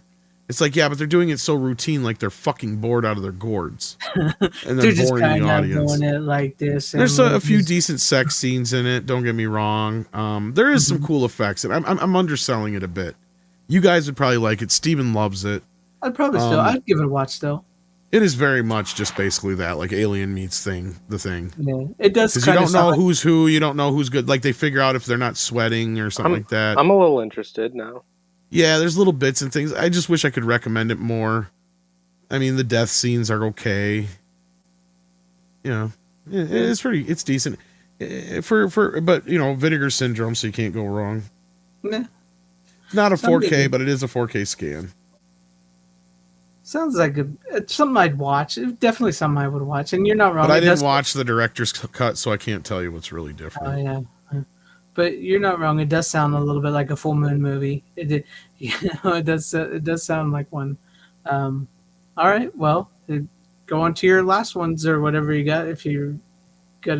Okay, so I'm gonna keep going. All right. Yeah, because I'm out. Does anybody have any more? Nope. Yeah. Oh wow. It's all you, Tom. Well, speaking of Equalizer and Denzel Washington, here's a movie that I've been wanting for a long fucking time. It's not quite the other Denzel movie I've been waiting for, even more so, but it's up there. And I think Greg's going to be the only one who knows this movie. This one was one that was on Showtime endlessly. Mighty Queen. Yes. I've heard of this movie. I just saw that on Orbit. I almost ordered it. This is one of Amazon's releases of a classic film. And I say that because it doesn't. The only thing that it has as far as who released it is MGM, so that tells me it's Amazon's releasing of it. Mm-hmm. Which is sad because you would think somebody would have took this movie and done something. Oh, because it is a classic. This is an underrated film. I've heard of this movie before. It's basically a noir film set in Jamaica. Yep. And you got Denzel Washington and Robert Townsend. What more do you need to fucking know? Right. And they all speak with Jamaican accents. It's good. It's fun. And it's got some kick-ass Jamaican music in it and reggae music or whatever you want to call it. But it's a good movie. Basically, Quinn is Denzel Washington's character, and he's this cop. And there was a murder. And his best friend, or one of his best friends growing up, is implicated, and he doesn't believe that he's the one who did it. And he starts thinking that more so because he starts running into more and more interference with the governor and some other important people on in the area in Jamaica. And it's a very interesting noir film, really done in the same kind of way. The only thing it's missing is a fucking narrator, basically. Yeah. Like, it's the only thing it's missing. I mean, you even got like all the intrigue, the mystery, the women, all the things you expect in a noir film are here, done well, good action sequences. Robert Townsend's a lot of fun, even though he's not in it as much as you'd hope, but he is, the main kind of driving the plot. But yeah, it's a great film, and it's about time it finally. Yeah, because I don't know if it even got a DVD release, to be honest. You know what? I don't think it did, because I saw it on Orbit and I was like, "That's the Mighty Quinn." Because I was going to order it because I was going through and see what the releases were. It doesn't look the greatest. You can tell it's an older scan. There's a lot of digital blocking in it. And it is not a very good print that they took a scan of. So that's why I said desperately it needs to be. I can't believe like Kino didn't grab this one. It does feel like a Kino movie, doesn't it? It feels like and not only that, it deserves a 4K. Mm-hmm. I agree with you. Fun movie. Wait for it to come on sale though, because it's like $20 fucking bucks, and there's nothing on it but the movie, and it's 22. Yeah, and it doesn't look that great. It looks okay. I'll wait then, because I've been going through trying to figure out, what I can buy here and there lately, and I saw that, and I almost wonder if it did. You know what? I almost wonder if it didn't get a DVD release, and this is one of MGM's up converts from that they did for a digital, because that's probably what it is. It's probably the streaming version of it. As we've heard MGM like to make the DVDs into Blu-rays. Because I do remember, like, one of the last times I seen this would have been on, like, Netflix or something. Like, I do remember seeing this a couple years back. Because I remember being like, God, I want this movie on Blu-ray, but it was on, like, digital or whatever. Someplace I remember seeing it. Because it is a good film. Check it out. It's fun. Yeah, it's fun. I remember liking it. It's been a while, but I remember liking it. So, yeah. Any more? You got any more? Is that your last one, or? No, I got one more. One more? This is the one with the alternate ending, actually. Ooh, what's this one? I had not seen this movie in years. And I would have done it right after Revenge of the Nerds, had I been in here earlier. Because one of the nerds is in it. And it's a pretty good movie. And one of the reasons I hadn't seen it in years is mainly just because I started to come around a bit more to its star. And that is... Risky Business. Risky Business from Criterion. Came out in 4K this last week. I need to get that. And it still holds up. Good film. I like that movie. You can kind of tell why Tom Cruise became a star. Rebecca De Mornay is hot as fuck in this movie. Yes. My God. And then, of course, you got the supporting cast with Bronson Pinchot and Booger, Curtis Armstrong, and such. And I know Joey Pants. Joey Pants is great. I didn't know Joey Pants got a nose job. Did he? I forgot. Like, you watch this fucking movie and you can tell Joey looks a little different. Yeah, he got a nose job. Yeah. Nice. But he's good in it too. Yeah, he is good in it. And the movie takes place in Chicago, so I'm a little bit biased. It takes The only thing that's weird about the director's cut is the ending is the only thing that's different. And I really don't, and I know I just bitched about Jaws earlier, but this is one of those times where it's like, do you really need a whole entire new cut just for that? That's the only thing different is the ending? Yeah, the very, very ending. And it's literally just the last... I didn't know there was an alternate ending. Me neither until I got this. And it's wow. Either or works. They're fine. But I don't really see that vast of a difference. I guess one is supposed to leave you thinking there's a little bit more of a happier ending than the other, but I didn't get that, I guess. I don't know. I thought they both kind of worked the same, in my opinion. But no, the movie's still good. The only thing I don't understand, because this is a Criterion release, they only have the 5.1 mix on this. And that's a rarity for Criterion not to have the original audio on there. But it is supervised by the director and the cinematographer. And they must have just decided that that's what the director wanted, was the 5.1 mix, and that's it. I mean, it's not bad. It's good. But I mean, considering it was, from my memory, like it was always one of those movies that, with the music and such. I mean, because that's the other thing. It has that famous scene that they have in the, of course, with old time rock and roll, and it's got I Can Feel It in the Air Tonight, and a bunch of other great songs on it. And basically, I got the LP and the soundtrack done by Tangerine Dream. Oh, yeah. Yeah, basically the scene that made Tom Cruise a star, essentially. Pretty much. Mm-hmm. That cover.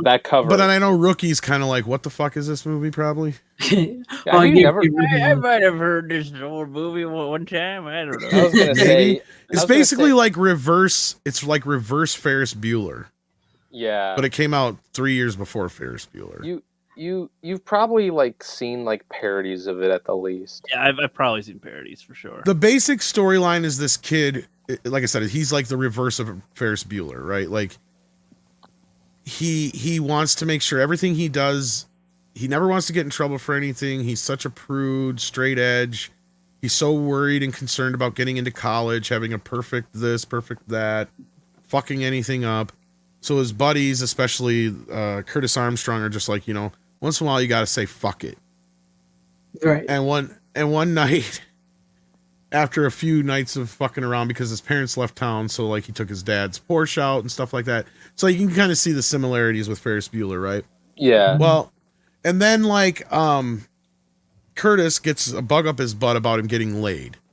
So he calls some call girl to show one night.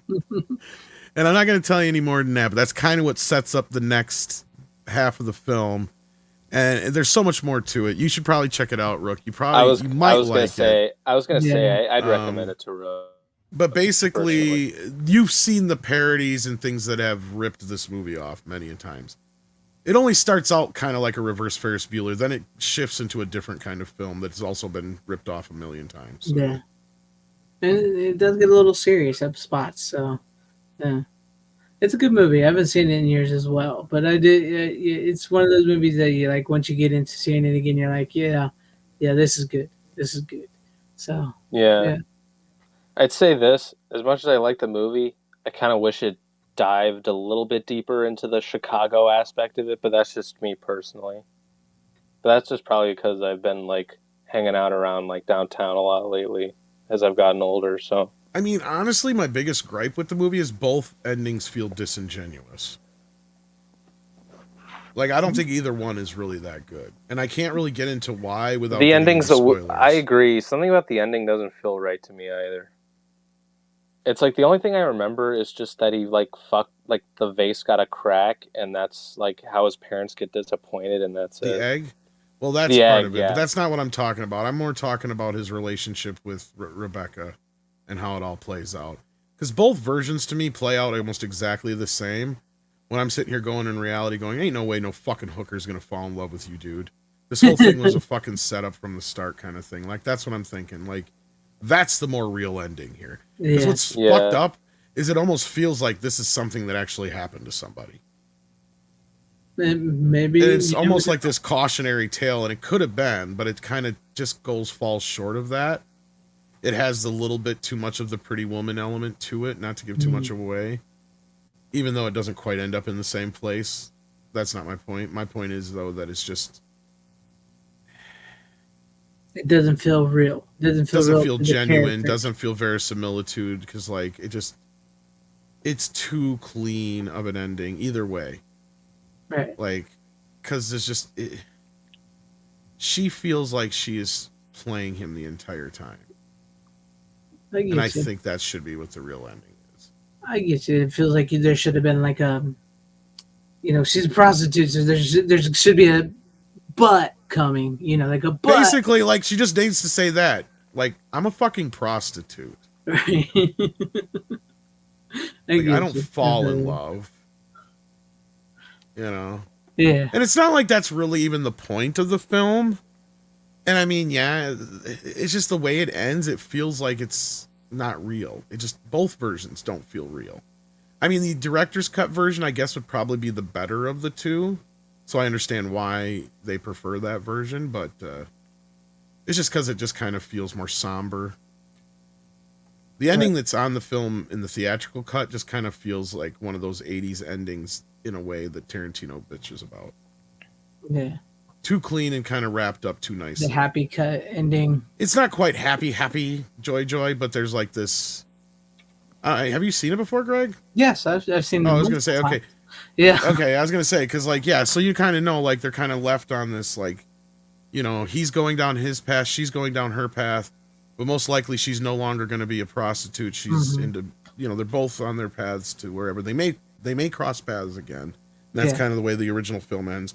The way the director's cut ends is it's in a restaurant instead of in a park, and they're just talking. Similar, but basically they kind of know it's over. Right. They both kind of know it's over, so that she just comes over and sits on his lap, and they embrace, and that's the end. Well, this kind of sound like a better ending. It is a bit better. Like, it's kind of like, you know, because, like, he's a fucking kid. Yeah. Right? Yeah. He's only, like, he's supposed to be a senior, is it? Yeah, he's supposed to be a senior, basically. Yeah. I get it. Now I got to see it. Now I did pick up the Criterion. I was wondering. And it looks great. Looks great as far as 4K. Of course, it's Criterion. What do you expect? Yeah. It's probably one of those things I'm like kind of like short on my wallet at the moment, so it's something I'll pick up on like their next sale, honestly. I was kind of surprised it had the Bruce Springsteen song in it, because I think that might have been one of the songs in the past that was replaced on the video, if I'm not mistaken, but somebody can correct me if I'm wrong. Finally got the rights back. Springsteen was always one. He pulled his rights from a bunch of movies back in the day, and that's why Mask and a few other movies had the problem with the Springsteen songs. And it was over some stupid shit too. I can't remember the whole story, but yeah. Anyway. Yeah. All right. Well, okay. I guess that's it for the night. Unless you got any final words on anything, anybody? I can recommend it, but I got pissed off that I ended up paying $10 more than most people did for Risky Business, because I guess they got it on the Criterion sale for $25. Barnes and Noble. Yeah.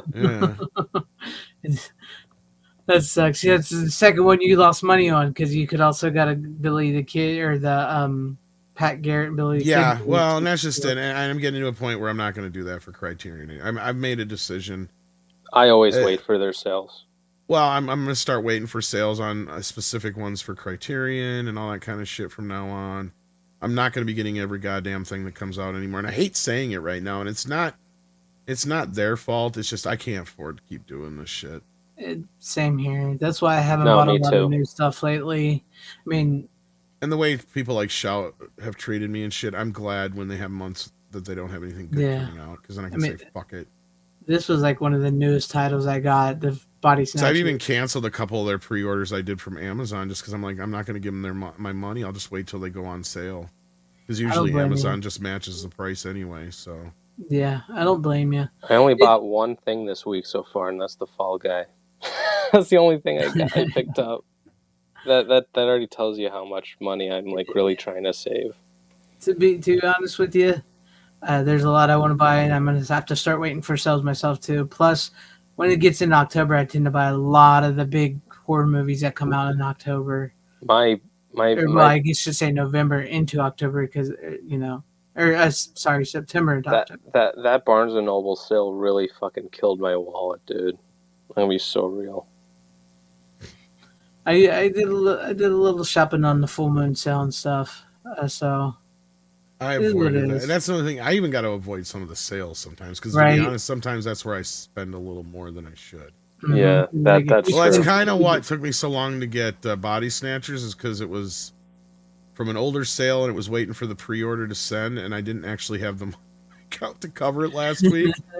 So I had to go back and redo it, and and speaking of Rook, I feel like Rookie is now kind of at that point where I was, where like he's got all those 4Ks, and it's like, fuck, that's kind of what I used to do. The Amazon Prime Day deals got him.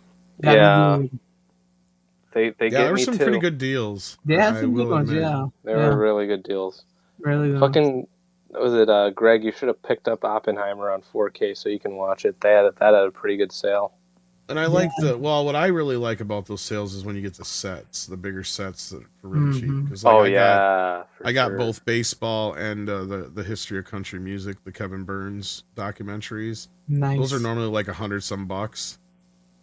I got them for $50 each, so yeah, that's cheap. Nice. All right, guys. Well, I appreciate you once again, as always, Rook, Tom, Runner, for hanging. To everybody in the chat that hung with us tonight, I appreciate each and every one of you guys. To all the new people in the chat, to all the new people watching, we had almost 200 people watching at one point in time. That's crazy for me. So I appreciate each and every one of you guys, and thank you so very much. And for the ones that you hung in here, yeah, I know we kept a good amount, so I appreciate each and every one of you guys. Thank you so very much, and everybody that's always with us, as always, what's coming. So to the new people and the old people, you don't have to go home, but you can't stay here. How you doing? Bitches leave.